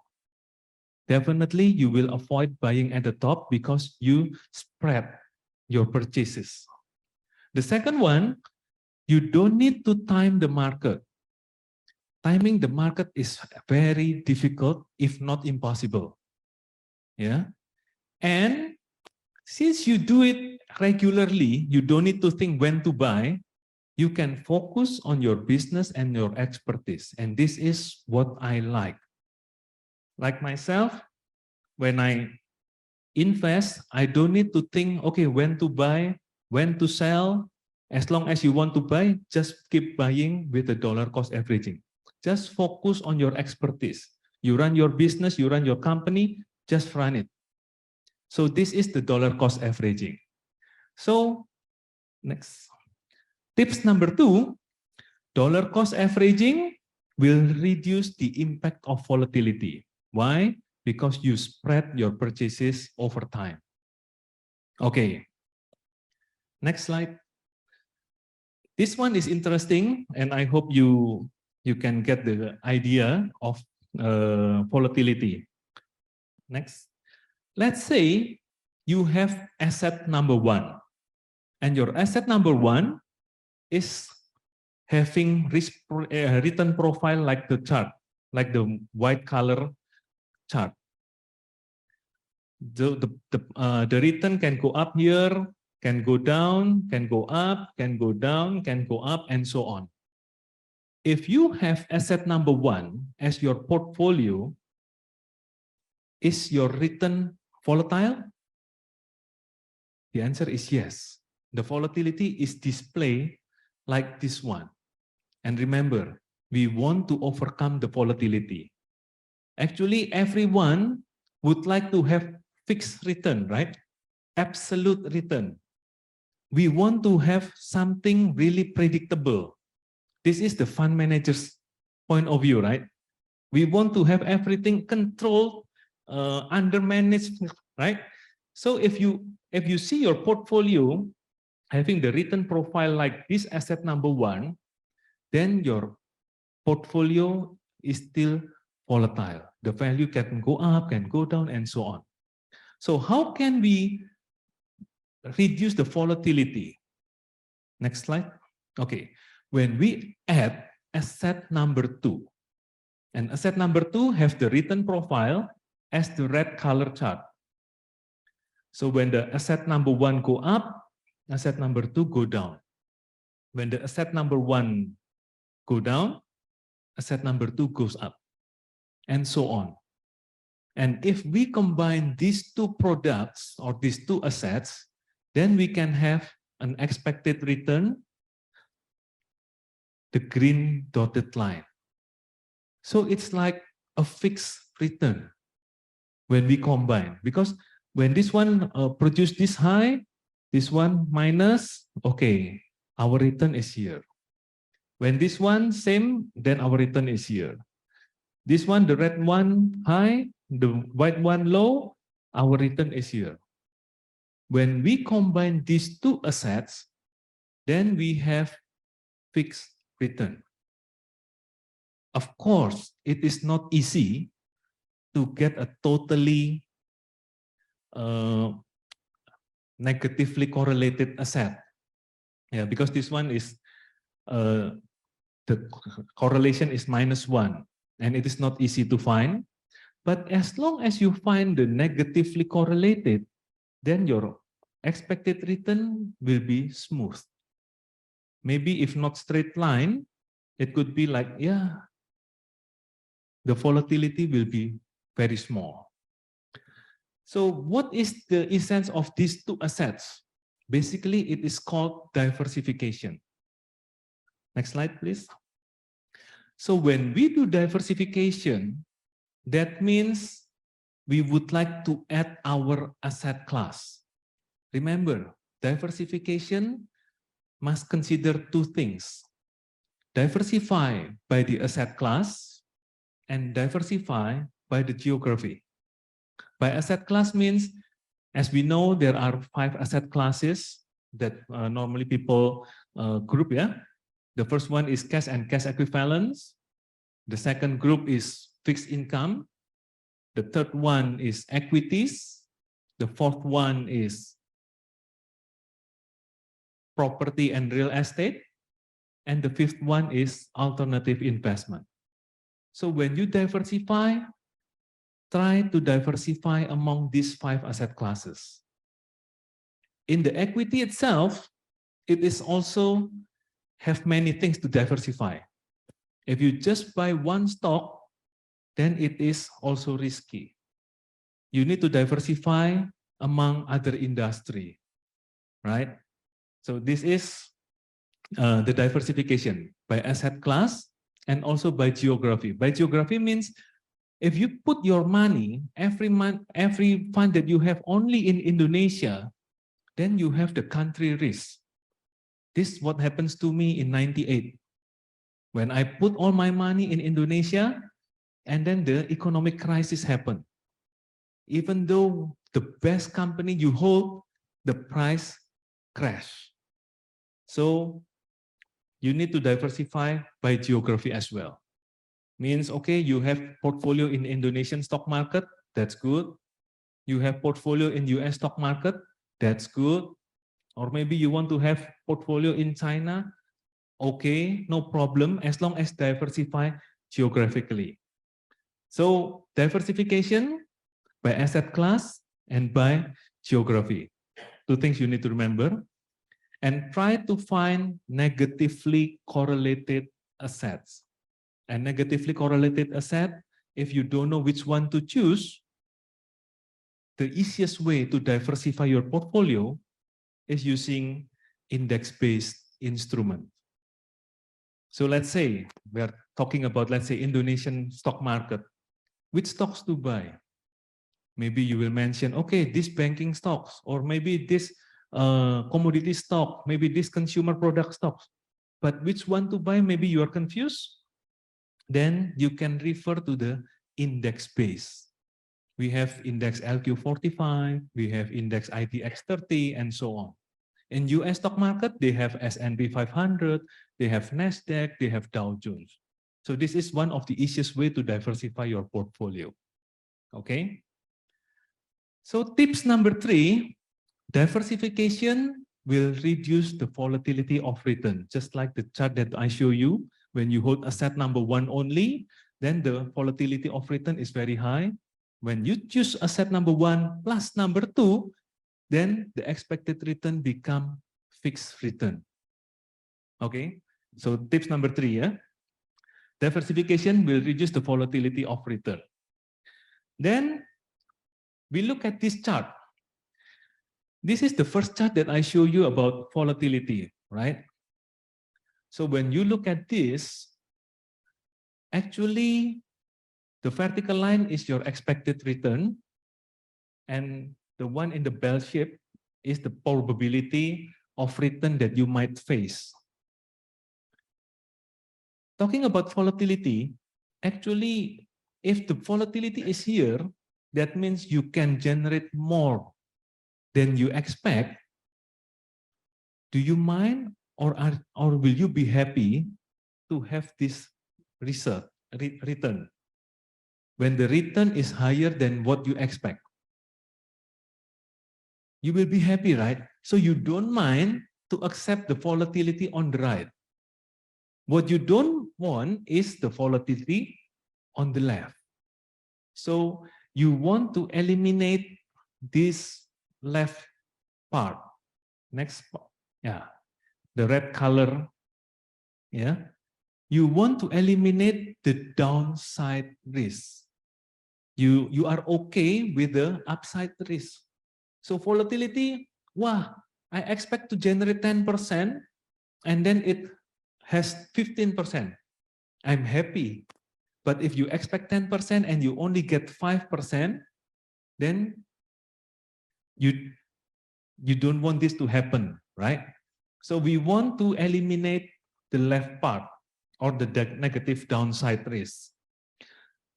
So talking about downside risk, just like in insurance, we need to think from 2 parts. How frequent it happens and how severe if this happens. Let's say in our daily life, maybe we can easily get scratched. Suddenly scratch, and then you need to apply some medicine to make your skin recover, right? Scratches happen very frequently, but then it does not pose any harm to us. So when this happens, we are okay to accept the risk. But when it comes to something serious, let's say cancer, maybe heart problem, kidney problem, The frequency is very low, but when it happens, it devastates us. The severity is very high. So we want to protect from the high severity incident.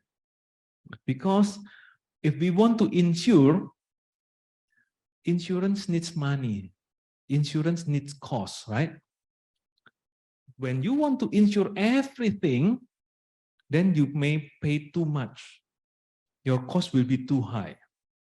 But if you want to insure only certain things, then your insurance or your cost will be low, and it will protect you from certain severe risks, right? So, impact of the downside risk after you consider the severity and the frequency. So which one you want to eliminate? Is it the one around the center? Or is it the one on the tail? Definitely, we only want to eliminate the risk on the left side, right? Only on the outliers. If this one happen, oh yeah, I think still acceptable. Oh yeah, the portfolio generate less. How much less? Oh yeah, it's around 5 to 10%. Oh, maybe it's still considered okay, acceptable. Then you don't need to hedge. You don't need to eliminate the risk around here. But what you need to protect is this risk, the outliers. Back to the next slide. Okay, so when you hedge, only hedge the outliers. Only hedge the outliers. This is to consider the cost. Because if you hedge everything, the cost is too high, and the cost may exceed the benefit you get. Okay? Okay, next. So tips number 4, hedging can give you protection from downside risk. Okay? So if you review all these 4, next slide. Basically, overcoming volatility is simple. Use long-term, dollar cost averaging, and then which product? Diversify. And if you still feel unsure about the outliers, then you hedge the risk for the outliers. Okay. Any questions, ladies and gentlemen, from this? Thank you, Pak, for the material. I want to ask, as a retail investors, how can we diversify geographically? I found some instrument that can be invested for US, but usually the license is BAPETI. So it's considered commodity. Is it safe for us using futures index that is regulated by BAPETI? And also how to invest for rest of the market, because right now China is emerging and also a lot of emerging market is good. So thank you. Okay, thank you for the question. So interestingly, Indonesian investors can now access the US market. Government, through BAPETI, issue license to some companies to facilitate trading of the US stock market. So if you are looking for US stock index like Dow Jones, S&P 500, or NASDAQ, you can trade through futures broker. Like myself, I'm from Agrodana Futures, and my company is facilitating all these kind of products when we are regulated under BAPETI. And if you would like to trade the US individual stocks, BAPETI also approved some lists. Currently, there are around 100 plus of the stocks in the US that can be traded in Indonesia. And our company is offering 50 stocks. And these 50 stocks is all the top 100 market cap. So we can call it blue chip stocks like Apple, Amazon, Google, and then like McDonald's, maybe Chevron. So many companies in the US that you can also trade from Indonesia. So this is one of the way you can access the geographically. Before that, if you need to diversify geographically, then you need to open an account with overseas broker. But we know, right? When you open account with overseas broker, that means you have to send money abroad. Maybe the transfer fee is more expensive, and then not same day, and then the tax issue, legal issue because cross-border. But if you do everything in Indonesia, you can have the access with the ease of administration. Okay? Okay, thank you. What about for other than US? Are there any ways for us? Okay, in Indonesia, like myself in Agrodana, we have access also to trade the Nikkei and Hang Seng. Nikkei represents the Japanese stock market. Hang Seng represents the Hong Kong. So currently in Indonesia, you can have access to Nikkei, Hang Seng, Dow Jones, S&P, Nasdaq. Previously, we have also the European stock index, like the FTSE for England and the German DAX. But the appetite from Indonesian investor is very low, that we only focus on this Asian and the US currently. Thank you. Thank you. Yeah.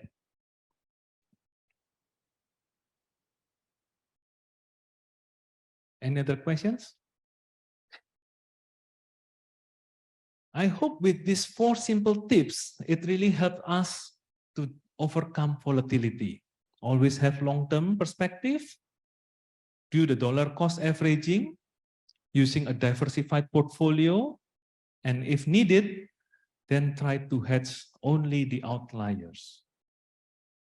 Thank you, ladies and gentlemen.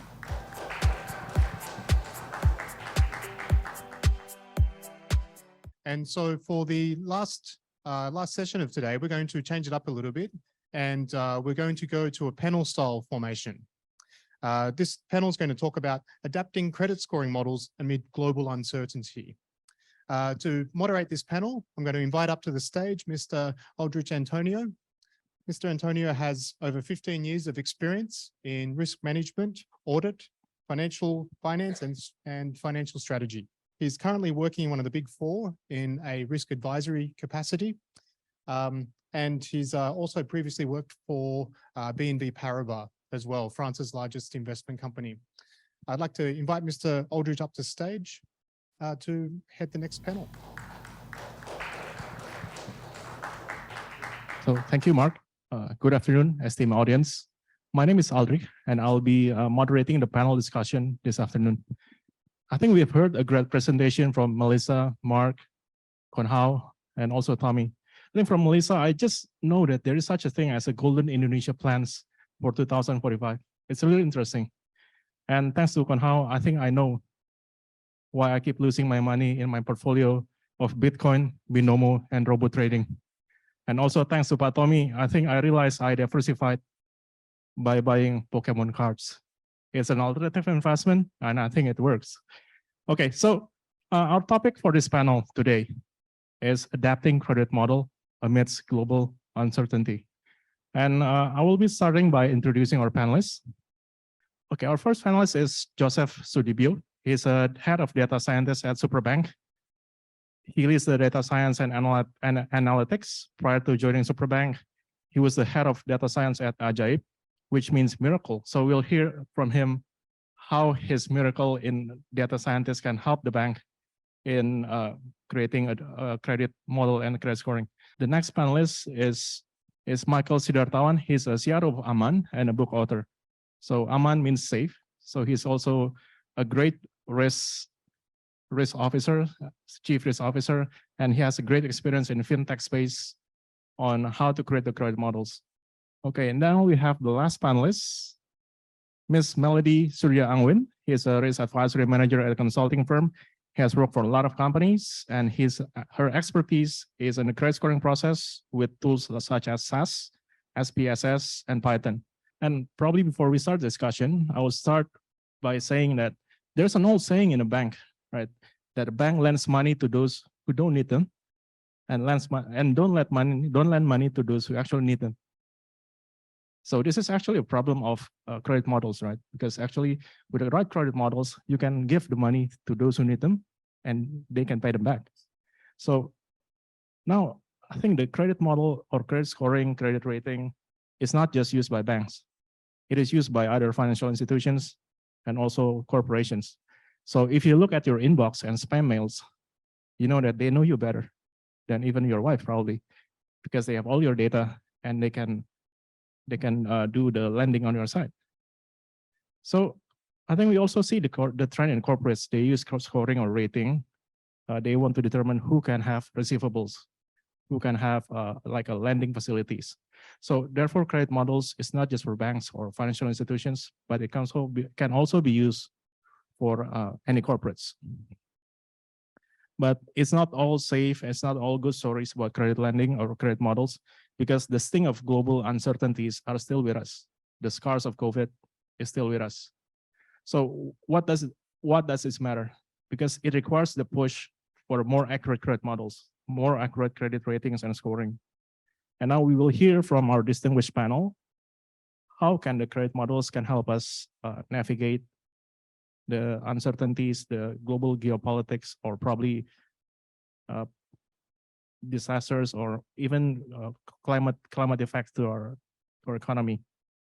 Well, without further ado, I will start these discussions with Pak Michael. So, Pak Michael, can you help to enlighten us that amidst the global geopolitics and market conditions, can you share how fintechs in general develop and implement the credit models? All right. So thank you, Pak.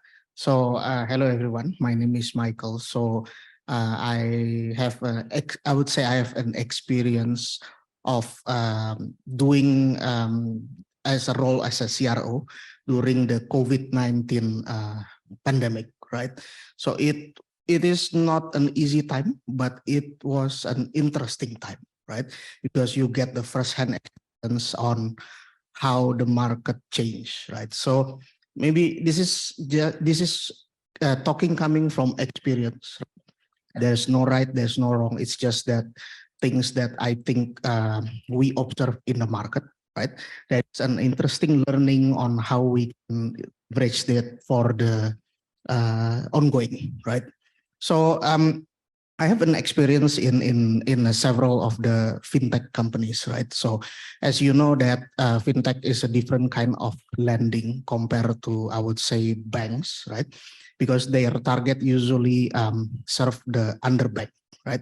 Somebody who might not be able to get credits from the bank, then fintech can serve them. So a lot of things, I think, focusing on the discussion, what has changed and what is the learning is that before COVID and after COVID, there's definitely things that is very different, I would say.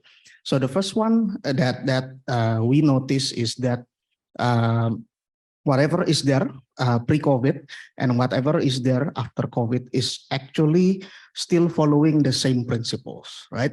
So meaning that there is always high-risk customers, there's always a low-risk customers, but the thing here is that the relative difference might not be that much change, but maybe the whole level of delinquency is increasing during the COVID, right? So meaning that if you have 100 customers, you can still identify these ones are lower risk, these ones are higher risk, but the absolute delinquency is actually increasing for almost everybody, right? So I think this, to me, it's very significant because it follows the principles that whatever that we learn in managing risk is actually still holds during the good times and during the not so good times, right?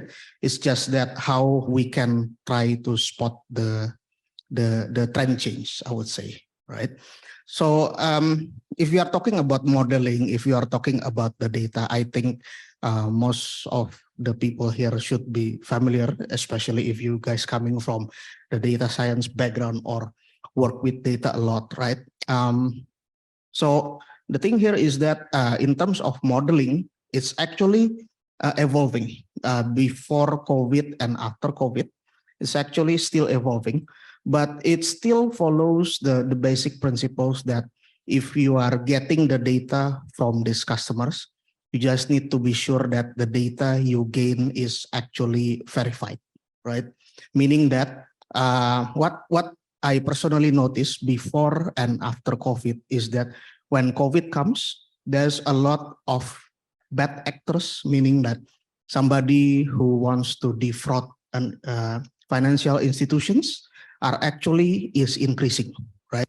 So it's not that people suddenly turn bad. It's not like that, but it's just that the needs for credit, what we saw is actually increasing, and several of the fraud actors are actually catching up on gaming this opportunity, right? Because people get more desperate, they are getting harder to get credit. So they are offering this service more and more for people who needs this, that they are helping these people. If you want to be approved, you just need to do it like this. You just need to do it like that, right? So this is what I think the main difference is, that during the crisis and before the crisis is that the profile has not changed, but the incoming mix of your portfolio could be a little bit different because of these actors, right? There are so many things which I don't think we can cover, right? Because it is a very interesting things, but these two are, I think, the most outstanding ones. If we want to manage the volatility, I think lesson for, let's say, another cycle, which I'm sure it will come, right? Because it's always a cycle. That for Indonesia, I think these are the two things that we can try to highlight during the next crisis. Thanks, Michael. So what I think, just to clarify you a bit, so what you think after COVID, there's a rise in delinquencies, there's a rise in fraud, and can you share with us what are the tips and tricks on managing all those issues? Is there any changes in the models or something like that? So what I think practically then, if it comes to how we try to mitigate the risk on both fraud and credit, is that especially on fraud, right, in the fintech space, how we can spot this kind of things is that we saw a pattern change, right? So if, let's say, I'm just taking a simplified example, that if you have, let's say, an application that comes from iOS and Android, let's say 60-40, right? Then during that period of time, the Android incoming mix is actually increasing to about 70 or 80%, right? Only for those periods, especially 3 to 4 months during the height of the COVID, that then it's slowly, gradually coming down again. So that's only one of the example, right? So I think if you want to try to mitigate, to try to spot whether you are under an attack of fraud actors, it's you can try to see whether your incoming mix of portfolio of the application is actually changed a lot over a short period of time, right? I mean, it's a different with credit. If you saw a fraud pattern, it's usually spiking very fast in a very short of time, and then it will coming down very fast again, right? So it's just that you need to be aware to catch this and then react accordingly. While for the credit, it's usually take a longer time. But what we can see in the portfolio mix is that when the crisis comes, it's usually impacting their ability to pay, right? So meaning that they are still want to pay, but the amount that they are paying on average usually seen reduce over certain segments which is impacted, right?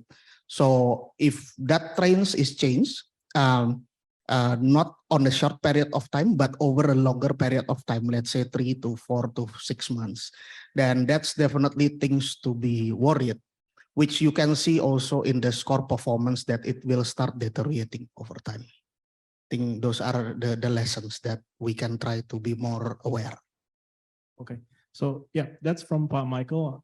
From fintech perspective, I think there are some key points here. When you deal with some changes, with the volatile times, uncertain times, there might be some patterns that you can see. So Michael said some delinquencies rate are increasing, and the verifications is getting more complicated, issues on that, and the fraud is also increasing. So I think one important message from Michael is that you can look at the simpler patterns, or you can look at the more complex patterns. But if you look at the more complex patterns, it takes time, which is on the credit side. But there is also a way for you to notice that there is a simpler patterns that you can identify. For example, it is something interesting because let's say like 40% from 60% Android and 40% iPhone. If it increases into 70-30, then there might be some spikes that shows some issues there. So yeah, thanks for Michael. So I will move to Pak Joseph. So Pak Joseph, I think from your background in digital banks are quite new in the industry, right? And while we know that to get data for credit models, you need a long amount of time. So in a digital bank space, how do you cope with that? How can you create a how can you create a credit models based on the limited amount of data in a digital bank? Thank you for the question, Pak Aldrich. Hi, everyone. I'm Joseph. I'm a data scientist at Superbank. But for that question, actually, there is no one trick to do this if you don't have any data, right? I mean, at this point, even in my current digital bank where I work, we don't have any data points, right? And I think there are multiple ways to approach that. Because traditionally, if you want to build a credit scoring model, you need to basically have data to train the model on. But at this point and for similar companies at similar stage, I think the way we do this is usually with a combination of trial and error, and also like using the existing solutions that are already out there. For example, in terms of credit scoring itself, we have a credit bureau here in Indonesia called SLIC by OJK. And then it's the equivalent of FDC or FinTech Data Center for FinTech. So basically this credit bureau contains all of the information that you need to evaluate the credit worthiness of a customer traditionally, meaning like, for example, if I have an auto loan, KPR, a house loan, and also like other type of loans, it should be contained inside this credit bureau. So there are a few vendors, and using this credit bureau data, you can actually evaluate the customers. It's not perfect because, for example, for SLIC, currently only data from banks and multi-finance are included in there. Maybe some fintechs are also uploading to SLIC, but the data points are limited, and also like there are delays, 1 month delay because bank has to report only at the end of the month. So using this, you can actually evaluate the credit worthiness of customers is first point, but then is it enough? Because what happens right now, like digital banks and fintechs are sometimes after the same customers. Like initially more traditional banks, they are after customers who have a long history of credit. But nowadays, a lot of the banks want to go to the underbanked segment, right? Which is those who maybe have an account, have a saving accounts, but they actually are not eligible for credit because the traditional way of doing credit evaluation, like you have to have a credit history first before you can get your first loan. But the emergence of alternative data sources, so things like telco score, all of the big 3 players in Indonesia, like Telkomsel, XL, Indosat, all of them actually offers telco score. So they could actually evaluate your credit worthiness using your behavior with the network, meaning they are able to understand how you are spending with them. You know, what time do you make your calls? What type of websites or applications do you have on your phone? For example, if let's say in the particular month, a user is opening like 30 lending apps or 30 lending websites, then you have to be suspicious, right? Like, does this person, is it worthy to give credit to this customer, to this type of customer? So usually digital banks and other fintechs actually also leverages this telco score as one of the way to evaluate before they can create their own model, because they don't have data at first. But in addition to the telco scores, I think a lot of companies, fintechs, digital banks are already using telco scores, credit bureau data. But what about things like e-commerce data? what if we can understand your behavior in Tokopedia, in Bukalapak, or in Shopee? Can we actually guess your income? Or maybe I'm not saying income, but your capacity to pay, like the way you spend, the categories of items that you buy. Like, do you buy only groceries? Do you buy expensive items? Actually, a lot of things are going into that currently, that we are trying, a lot of companies are trying to leverage this type of alternative data source in order to evaluate the credit worthiness of a borrower, basically, simply because the borrower is underserved or even unbanked, right? They don't have a bank, then how can you evaluate their history? Yeah, there are a lot more data points that we actually can explore. Like, for example, in addition to that, there has been research around like social media data. I have not seen successful use case on that, but things like, in addition to e-commerce, ride-hailing history, yeah, basically any transactions data, or even, for example, if you use your mobile wallet, right, to do transactions, we could actually get your, I mean, of course, with the customer consent, if you decided to share your statements, bank statements, or like maybe this e-wallet statements, we can actually build a model to categorize how you spend in this e-wallet, in this bank. From there, we know like what your cash flow is like, how big is your income, what are the things that you spend money on. For example, if you are spending money outside of Indonesia, then we might consider you a more affluent customer and things like that, versus if your spending is only like, for example, groceries and things like that. Of course, there are limitations to this because currently, depending on the bank that you use, right, and depending on the customer consents, like a lot of customers actually don't want to share this type of data. So it's kind of hard also. But usually these are the things that we are doing, that we do before we have enough internal data to actually train the model on. Okay, thanks, Joseph. So I think there's some interesting point, because actually no data doesn't mean that you cannot create credit models. But what you need to do is look at what are the alternative data available, then you can build a model on that. But probably with the new law, it's going to be a bit more complicated, right? Yeah, correct. Especially with the new law that is coming up, taking into effect next year, right? Around Q4, the UU PDP, or like the data privacy protection law. Like whenever we receive a data, or whenever we want to use the data for something, actually the customer must give their consent. And in addition to that, the consent need to be specific. Like, what is the purpose of the data? And what is even more complex is the customer needs to be able to withdraw their consent. So like, for example, if there are cases like, pretend that we already received the customer data, they have consented, we have built a model around the customer data, but then suddenly the customer called the bank or the financial institution on, oh, I want to withdraw my consent to use like my Tokopedia data, my e-commerce data, or my bank statement. Then what will you do with the data that you have already collected?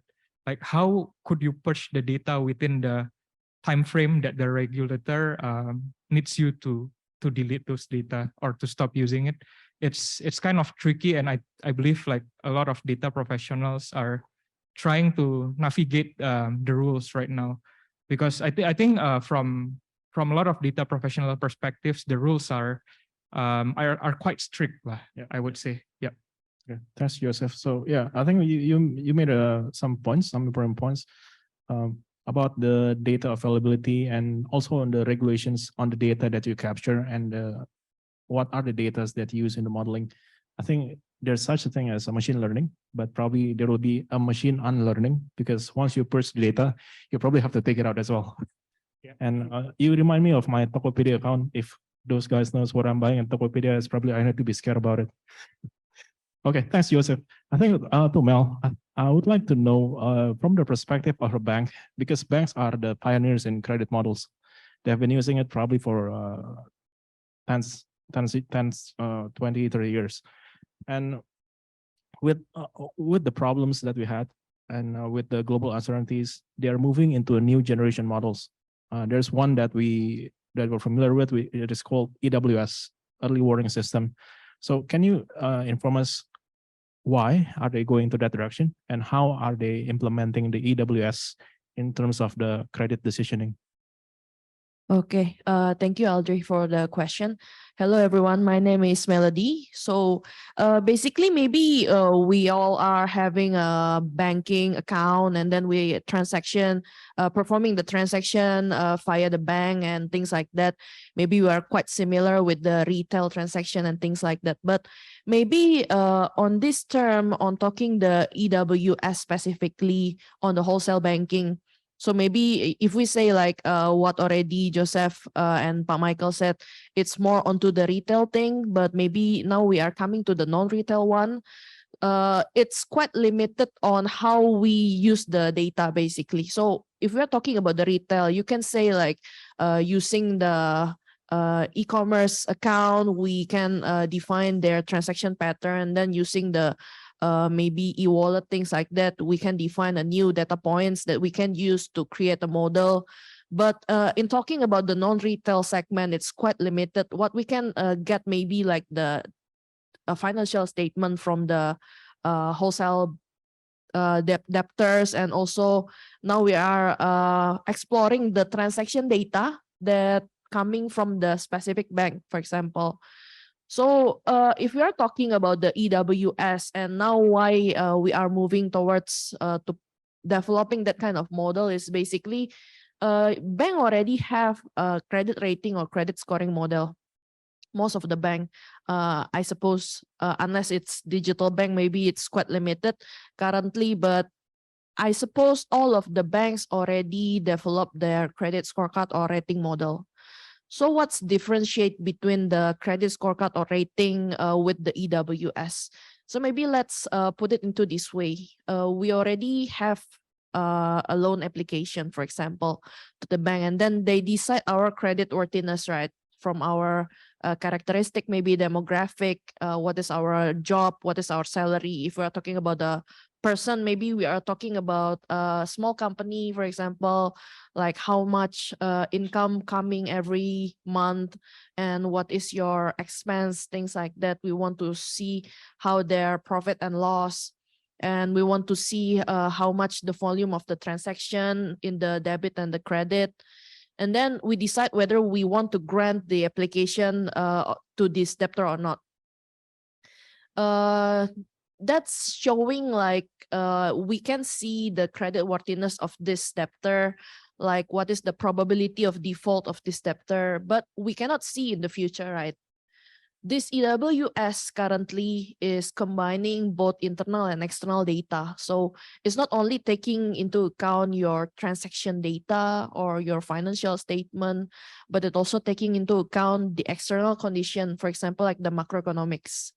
So this model currently not only looking into the debtor perspective only, but also the external perspective. Like, for example, we probably having some crisis or maybe in the midst of inflation rises, things like that. It can also take into account into this EWS model. So in terms of the predictiveness, it's probably better than the credit scorecard, the usual credit scorecard or credit rating. And also the ability of this EWS model, it's also can predict whether in the next few months, this debtor will decrease in the credit quality, things like that. So it's quite giving new insights to the risk management, I would say. Okay, thanks, Mel. I think it is something interesting points, because credit models is being utilized by banks, by mature banks, to look into the future, right? So it's not just what is the rating, what is the score at this time, but what will be the rating, what will be the scoring 3 years from now, or 1 year from now, or 5 years from now. Now, when you look into something like that with a long period of time, how accurate is that? I mean, based on experience, can you explain, is it 90% accurate or 70% accurate? Because it is, I would say, something that is not commonly done in the last 10 years, probably. Yeah, I would suppose like if you are talking about the EWS, since it's incorporating a lot of data, right? A lot of data types from the customer itself, demographic, and also the financial statement, taking into account of the transaction also. I would say the accuracy ratio from the my experience is more or less 70% up. If you are talking about the usual credit rating or credit scoring, usually it's only like around 40% accuracy. So in terms of this EWS, even if you're looking at the longer term, it still can accurately predict because of that robust data points that we use in the developing the credit model itself. Thanks, Mel. So if I can summarize what the banks are doing, the mature banks are doing at this time, based on the newer credit models, is that they utilize transaction data. I think this is because most of the financial data is only on annual basis or quarterly basis. So I think transaction data can do it in a more frequent basis. And the second thing is what we call as EWS, which is combining the internal data and also external data. This is the macroeconomics data. Yeah, true. And also probably in the stock market and all of that. Yeah, it can, I mean, like currently we only limited onto the customer data, the demographic, and also the financial statement, and currently the macroeconomics. But again, I mean, like there are a lot of data that we can explore. For example, we can even use the e-commerce data or even the e-wallet data, telco score. It all can be incorporated into the credit model. So basically, even banks are looking into new data, new alternatives data, to find out whether the person or the company can pay and willing to pay. I think there's like a red line between all the fintechs and digital banks and mature banks, in that they would like to keep on improving their credit models. It is for the predictive power and also for determining who is the right person I can give my money to. Okay, thanks, Mel. I think there's one more interesting aspect that I think this is something that you also said on the use of AI, right? AI is a big thing. Like, just put AI in your company's name and probably you'll make a lot of money. Now, I would like, in the past it's crypto, right? Crypto this, crypto that. Now AI this, AI that. So what I would like to know is that what is the impact of AI, especially in the credit models? Because EWS is using a system, right? So basically, it's just this short-term way from system into AI, right? So I think I would like to ask our panelists about the hot topic, AI, right? How do you think AI can really help the credit models to adapt to global uncertainties? Or perhaps AI is doing something simpler? It's like making all the analysts watching Netflix on the job and let AI do all of those things. Okay, maybe I'll ask Michael first. What do you think about it? So I think it's an interesting question, right? I mean, if it's really can help us watching Netflix, I'll welcome it. Of course, will make my life easier, of course, right? But I think the reality is not as good as that, unfortunately, right? So, okay, again, this is speaking from experience, right? I mean, in the fintech space, there's a lot of dynamics happen, right? I would say, because fintech mostly usually online. So we are attracting customers from a very diverse profile. You can have anybody download the app and then just apply, right? Compared to the traditional way of doing an underwriting or applications, you go to a certain shopping malls and then you source people who come to that malls, which usually limited to a certain profile, right? If you go to the high-end malls, then most probably you'll get the high-end profiles. So with this kind of things and changing market conditions, there is almost impossible for a traditional way of doing modeling and analysis to keep up with the change, at least in the fintech space, right? Except maybe if you are doing a very specific sourcing to a certain partners, maybe the challenge is not as big, but it is big nevertheless, right? So this kind of things can be taken by an AI because the analysis, because you only have, I mean, going to the practical data thing, you only have, let's say, a certain customer profile with a different profile compared to the rest of your portfolio, but it just come with a very limited set of data, right? Meaning that there might be people interested in your product, but it's just that they are just start coming to apply for the loan from your side. So if we do it traditionally, it will be very hard to spot there's a profile change. But if you employ machine learning AI, then it can be more apparent because they can process multiple data points, right? That they can spot something is going on or something is not as per the average here, right? But again, it's always a check of mix and balance, I would say, because in order for this model to perform, then it follows the principles that if you have more data points, then it will perform better, right? Usually relevant data points, but practically, economically, you have more data points, then you have more costs because you have to engage multiple vendors, you have to keep the data, you have to whatever, right? So it's always be, I would say, check and balance. And I think we are at the just beginning of this journey, that whether AI can replace the job or whether AI can complement the job, I think it's still a question to be answered. But I'm more leaning towards that based on what we do currently. It's actually starting to complement with each other, at least in doing the job of managing risk. Thanks, Michael. I think from what you said, I think you made some interesting points, which is it is quite difficult, especially in fintech, right? When the population's profile keeps on changing, if you have to do it manually, it will be might be some lags in the profile changes, and it is not really efficient to do that.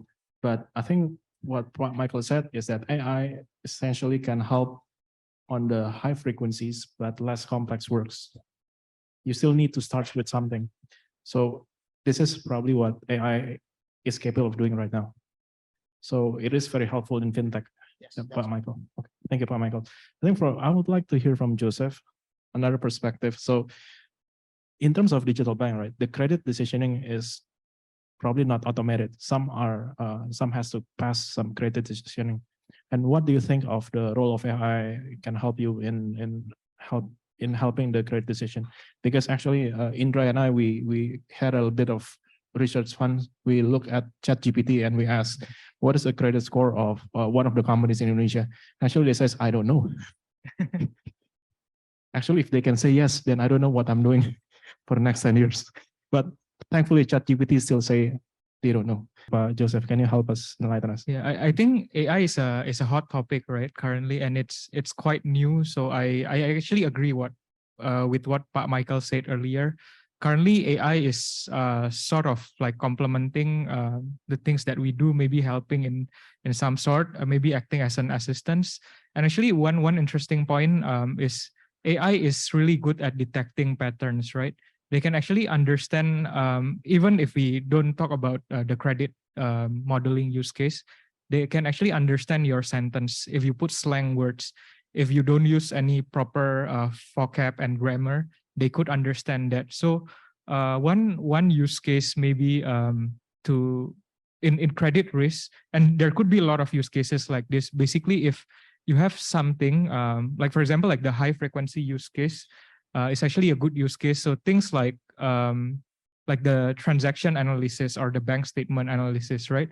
I think from different banks have different formats, and traditionally, you want to build when you want to build credit models from using this transaction or statements, you need to categorize the transaction, right?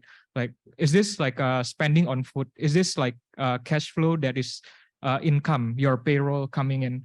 But payroll from different companies, from different banks has different, I would say, like characteristics and wordings in the bank statement itself, right? And actually, last time in the office, along with the ecosystem group, we had a hackathon, and actually Superbank did try this one use case, and AI could actually predict these patterns pretty well. So for example, Starbucks, sometimes it's written as STRBUCKS without the A, or maybe like in some bank statements, because it's too long, it's being cut off at the end. But AI could actually detect that Starbucks is actually like Starbucks is the company Starbucks, And then it's a food and beverages category. So prior to AI, right, doing all this, you need to do like manual mapping, a lot of those. Because if you list like all of the restaurants in Indonesia, or even like how can you do that manually, right? And then to be able to categorize these things into like the right category, whether it's grocery, whether it's like high-end goods, whether it's a subscription, whether it's like a one-time purchase, it's essentially a really painful task. And with AI, you can actually try at home with your generic ChatGPT. If you don't mind sharing your, of course, bank statement data to ChatGPT, that's another story. But I've tried, like the team actually, we have tried uploading something like this, and actually we could get a pretty good result. We could, for example, let's say I spend, I don't know, 5 million in a month, then they could actually help me categorize, oh, 1 million is for food, 2 million is for this, your income is 3 million or something like that. So this is one way AI could actually help us in the credit modeling space, because then what you can do is from all of this, right, it could become features, like the category could become features, and those features you can fit into your model. Because I think there is some sort of maybe like loose correlation with probably like income or whatnot, right? For example, if I'm spending 5 million a month on food, I must have an income category of this much maybe. And if I am spending, I don't know, like maybe 2 million on entertainment or cinema, then that sort of behavior, AI could actually help detect those kind of patterns. But at this point, it's only like generating new features for your credit models. It's not entirely replacing the credit models. So I guess this is one of the use cases. And actually, even before this session, I was looking through the web, but I don't see any AI that has been successfully, like real AI, used in credit modeling, like to replace the machine learning or even the scorecard way of doing the modeling yet. But again, as Pak Michael mentioned, this is still new. Everyone is still learning, and AI is still developing exponentially. So we don't know. In the future, it might change. Thanks, Joseph. So in terms of the use case of AI in digital bank, it can be used, for example, to automate some processes, right? So maybe for all of you who work in banks or having to do manual works, is basically AI can help you to do the copy and paste for you. Because from my experience, I think most of the job is not exactly analyzing, but doing copy and paste. And I think AI can help you with that, right? And what you said was interesting, because AI is not used to generate new features in the credit models, but only to support the existing model, right? I think it could be used to generate new features, but what I was trying to say is it's not replacing the not credit replacing. model yet. So it is more like adding new patterns. Yeah, it's like but helping us build the credit model. I would you need say. to start with a proper model, then AI can help you to refine that, right? Correct. Yes. Okay. Thanks, Joseph. So I think the last one to Melody, I think this is the problem, because we heard like AI can do this, AI can do that, but there's an issue of agency when it comes to decision. Because what is automated is not a decision, basically, it's an algorithm. When it comes to the decision, sometimes you need an agency, which means a person who decides yes or no. And the role in the past coming from a risk analyst or risk officers or CRO. So with the growth of AI, what do you think will be the roles of risk or finance professional in the future? Will, basically what I'm asking, are we still going to do our jobs, or is it going to do our job for us now? Okay, thank you, Aldri. So basically, I think at this rate, AI will not replace our job, so we can all be a little bit feel safe. But again, as Joseph say, AI is currently developing exponentially. So in the future, I'm not sure. But I suppose currently AI is supplementing the risk analyst or the risk officer to make a decision regarding our credit worthiness. What I'm saying is basically maybe Joseph already talking about the bank statement analysis, for example. We also use the bank statement analysis currently. We built some model to help us check whether the small medium enterprise has a window dressing currently, or it's a really transaction happening over there. And I suppose it was performed manually by each of the officer in the in the bank, basically to deduct and see whether this is a real transaction or not. Is this a window dressing or not? And then the net amount of the bank statement analysis. And also each of the bank has their own format. So that's a challenge also. As we might know, if we have a lot of human intervention, probably there's some error also in the data. So what we are trying to reduce is basically the error in the data input for the bank statement. So currently, like the AI can help us perform that task automatically. So it will help the risk analyst or the risk officer to get more accurate data.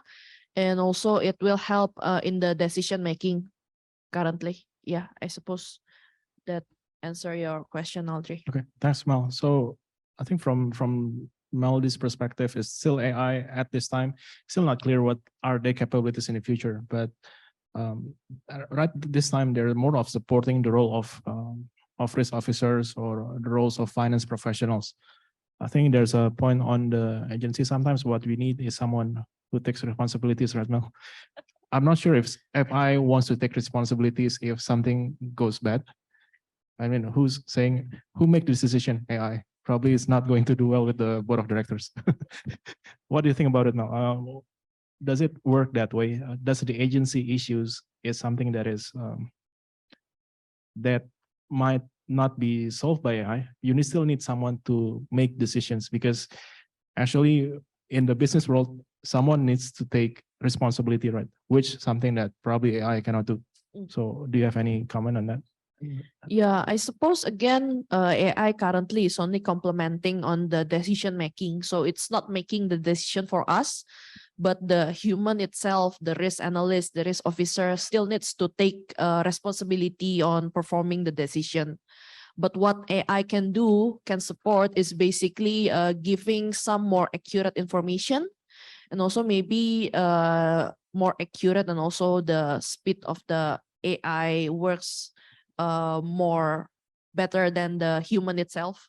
So more accurate with the speed also. And I suppose, yeah, we still need to perform manually on the decision making, but AI will support us better in performing the decision making itself. Okay, thanks, Mel.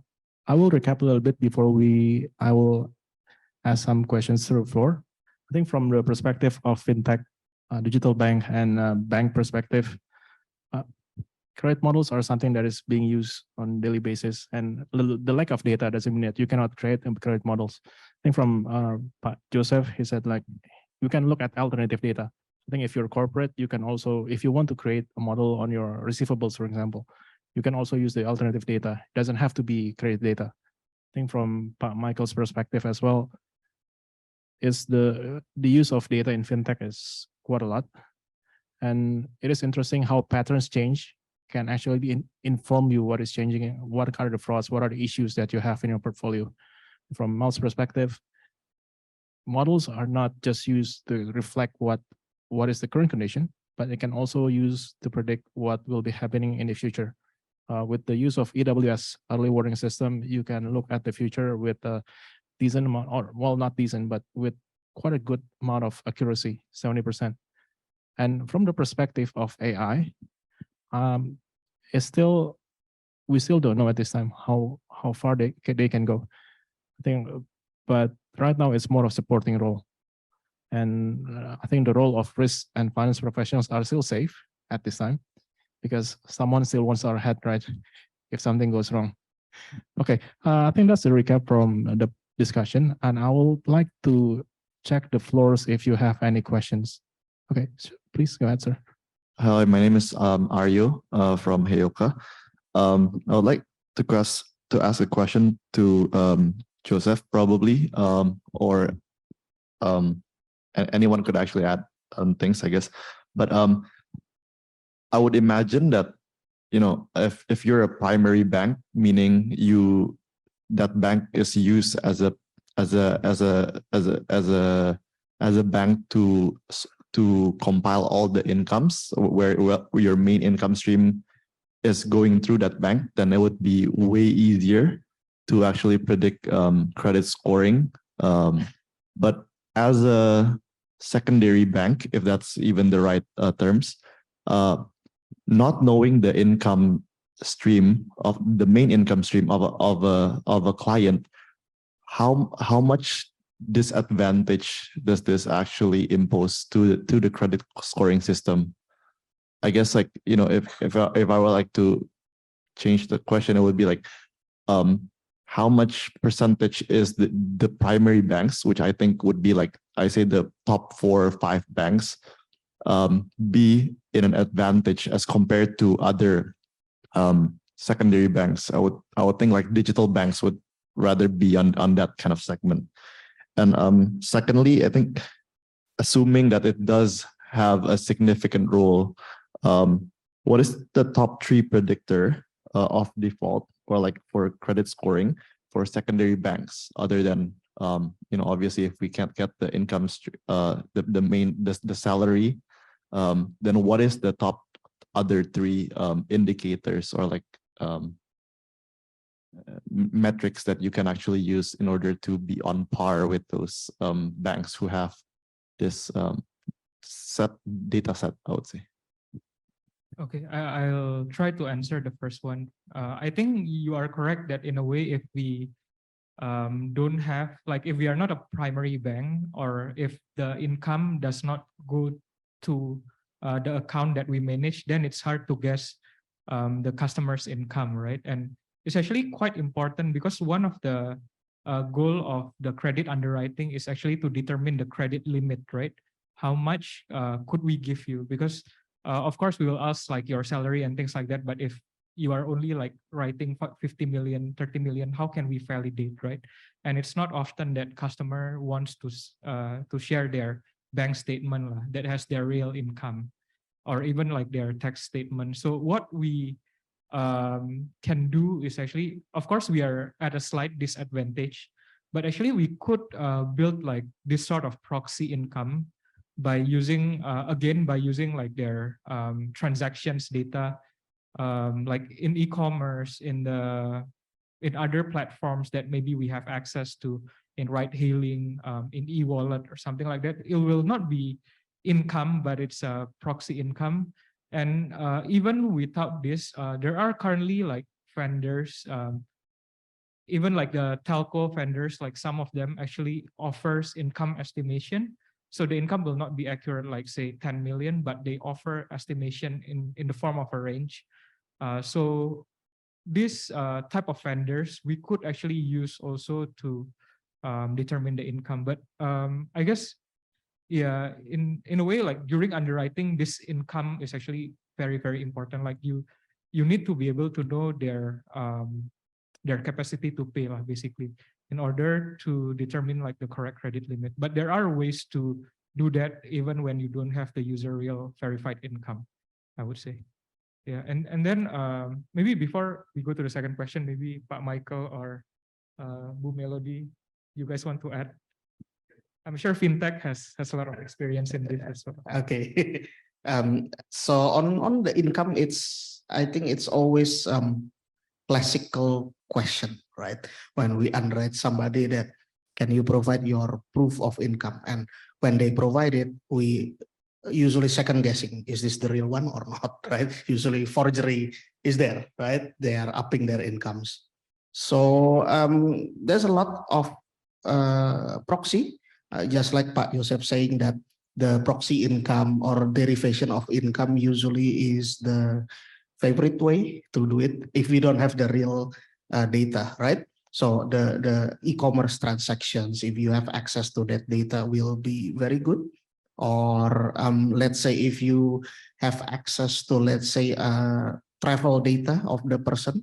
Usually a person is spending a certain percentage of their income to travel, right, on yearly basis. So we can derive also the income from that. And there's also usually in fintech, what we do is that since we are serving the underbanks, then we know that their income most probably will be below 10, right? Or maybe below 8, right? That's most probable. And depending on the profession that they have, usually we are starting small on the first loan, right? So give it a small loan, see in the shorter terms whether they can pay. It's not 1 month, because 1 month might not give you a correct predictor of the sustainability of payment. Usually, let's say 3 months, you give not so big of a loan, they can pay good, right? And then the second loan, you are trying to increase the limit by a certain percentage, let's say 25%, 30%, and then see how much fall off of that segment, right? Usually after 2 or 3 loans, if they are able to pay consistently without anything overdue, if there's no big events, usually you can be safe to say that their income at minimum is at that level, right? So there's also a way that we can try to leverage how we derive the income from that. Yeah, a quick one from Mel. I think this one is from retail perspective. Do you have any opinion, probably from corporate or SME? Yeah, I suppose we have leverage here, since usually the bank can ask you to provide the bank statement from the other bank. We can leverage from that. And yeah, I suppose in terms of defining like how much your income, again, maybe this bank statement play a bigger part, because I mean, like, we can always window dress our transaction, right, to make our income seems bigger than it should. But again, with the help of AI, probably we can give the netting from what your income should be, rather than the window dressing part. Okay, thanks, Mel. Maybe a quick one from Joseph on the second question. Oh, yeah, From I audience, think in terms of the predictors, unfortunately, like the strongest predictor is usually like your credit bureau history data. Like if you have that, like your payment, on-time payment data, repayment data, that is usually like the strongest. But then transactions in the other platforms actually come close on the probably like second or third place. The rest is basically like your behavior data. Yeah, I would say that is usually the top 3. Okay, thanks, Joseph. I hope that answers your question.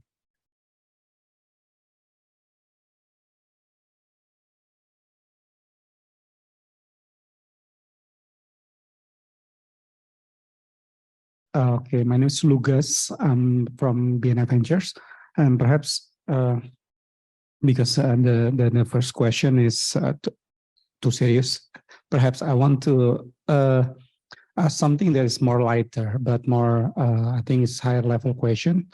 I think you guys will also mention that AI and also the has given us an edge on modeling on how we manage the risk, credit risk, in particular that we discuss.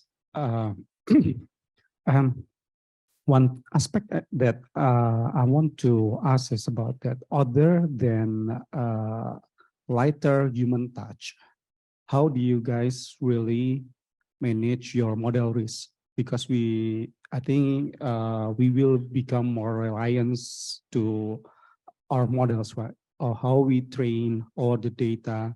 But as we know, the world's getting more complicated, the data getting more unstructured and so on. So how do you really manage that something has changed, something that haven't incorporated into your model, or basically your model risk? I think I would stop with that. Thank you. I think if I can summarize your question, how do you manage your model? How do you manage your models, right? How you manage your risk models? I think maybe to Mel first. Yeah, okay. So if we're talking about the wholesale banking and then how we manage the model, bank currently are exploring on the model risk management. So this is like a platform when we can put all of the models that are currently available in the bank. And then also the validation that needs to be performed periodically. And it's being maintained in this framework of the MRM itself. So it will help the bank to see if they already capture all of the risks that available in their current model, or whether they need to add more or develop more credit model to support maybe their business or their marketing, things like that.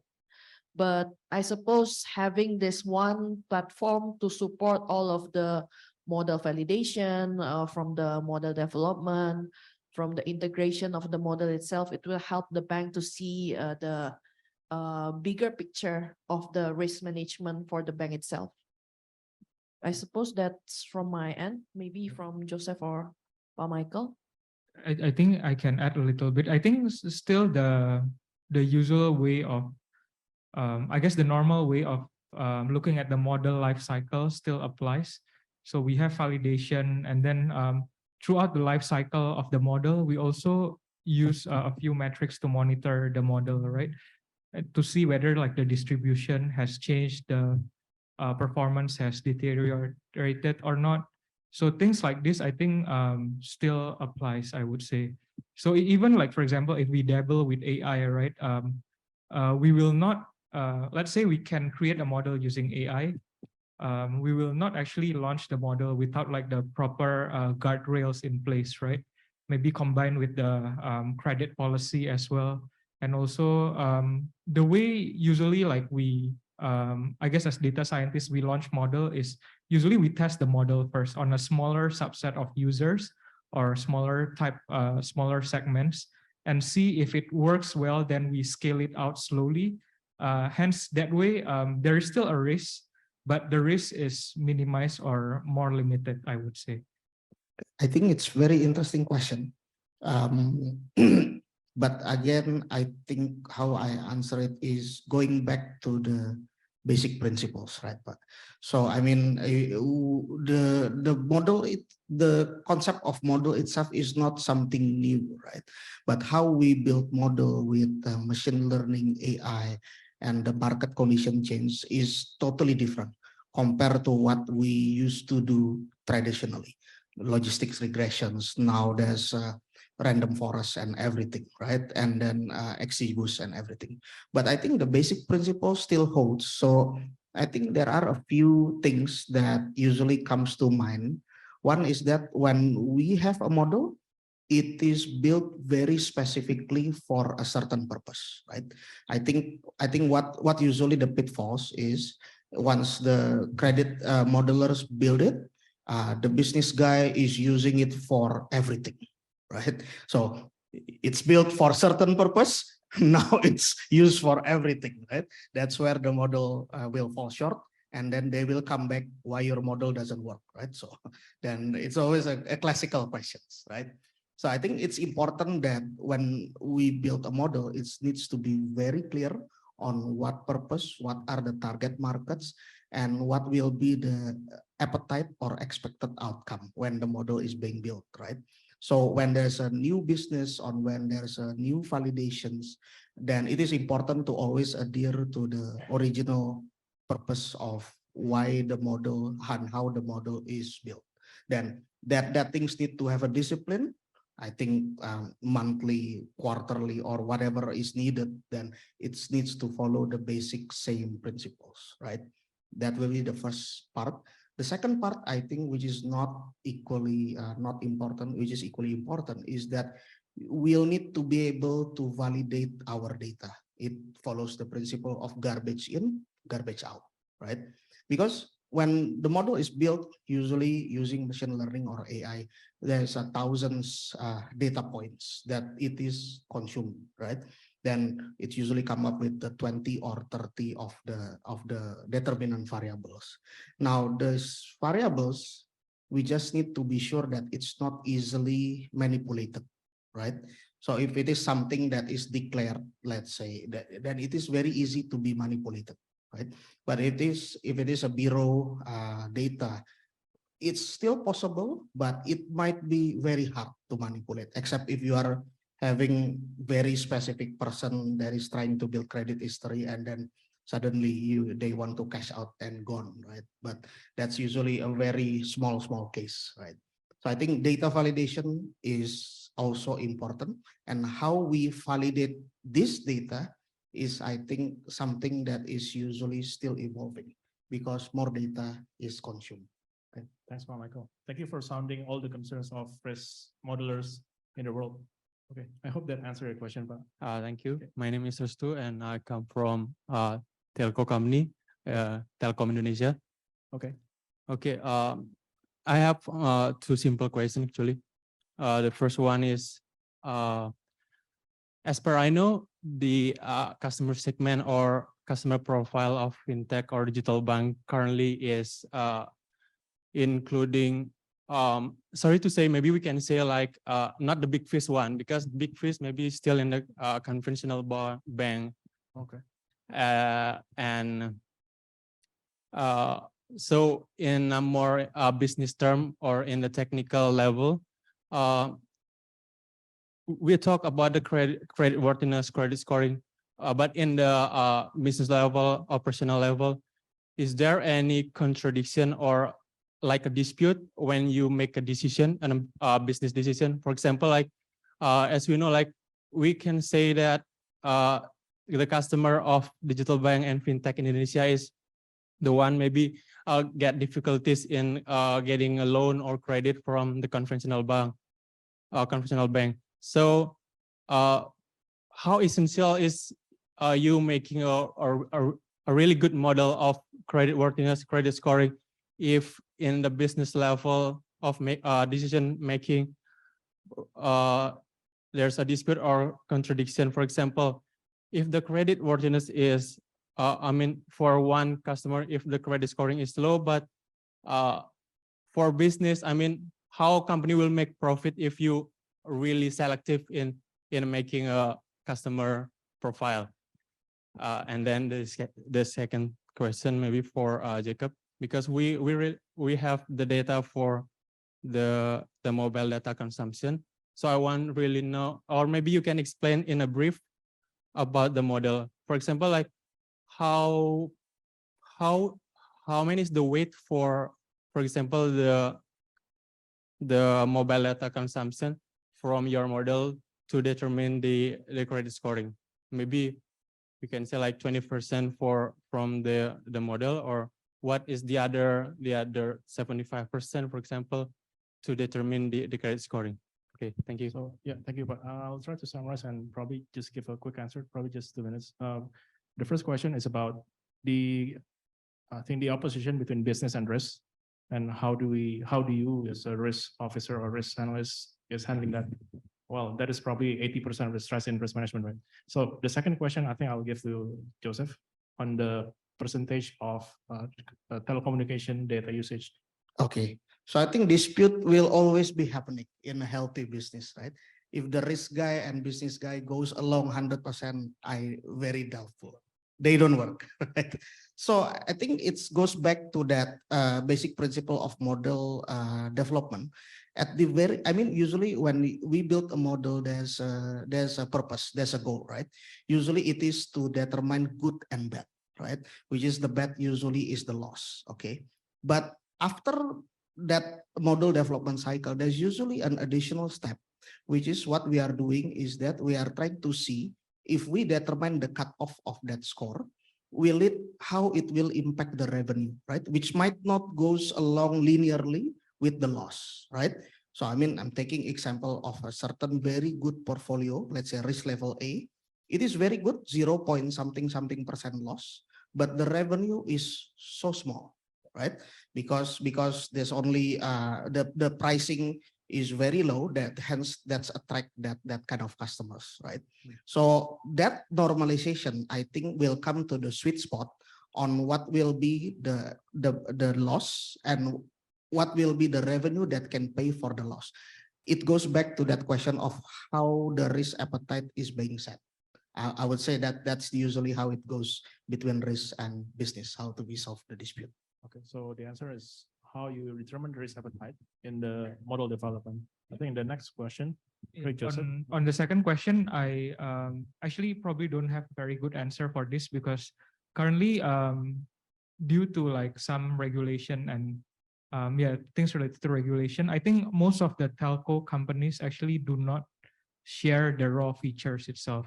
Meaning like the features that you mentioned, like data consumption, for example, it's they mentioned that they did use that, but if we the output that we receive is not like for example, for Joseph, do I spend 1 GB each month or something like that? But it's more like Joseph has a score of 700. But to build this 700, they actually do share the list of variables, and data consumption is one. And then the other one is like habitual variables, like how often do you open like e-commerce sites? How often do you open your mobile banking or lending sites, or even like travel websites? And then another one is basically like the monetary variables, like the pulsa that you buy, the data package that you buy. But other than that, the data variables that you mentioned actually falls under usage. So they actually look at like phone calls, WhatsApp, SMS, not the content, but more on like usage, what time, how many, and things like that. Yeah. Okay. So yeah, thank you for questions. I think we have a lot of questions coming in. So we'll kind of talk about it later during the dinner after this. So thank you so much for the enthusiasm. There's a lot of questions. There's a lot of interactive activities. But I think that's all the time that we have for this panel discussion. So I would like to thank all the panelists. Let's give them a round of applause for all the panelists. And I think I will hand it back over the session to Mark.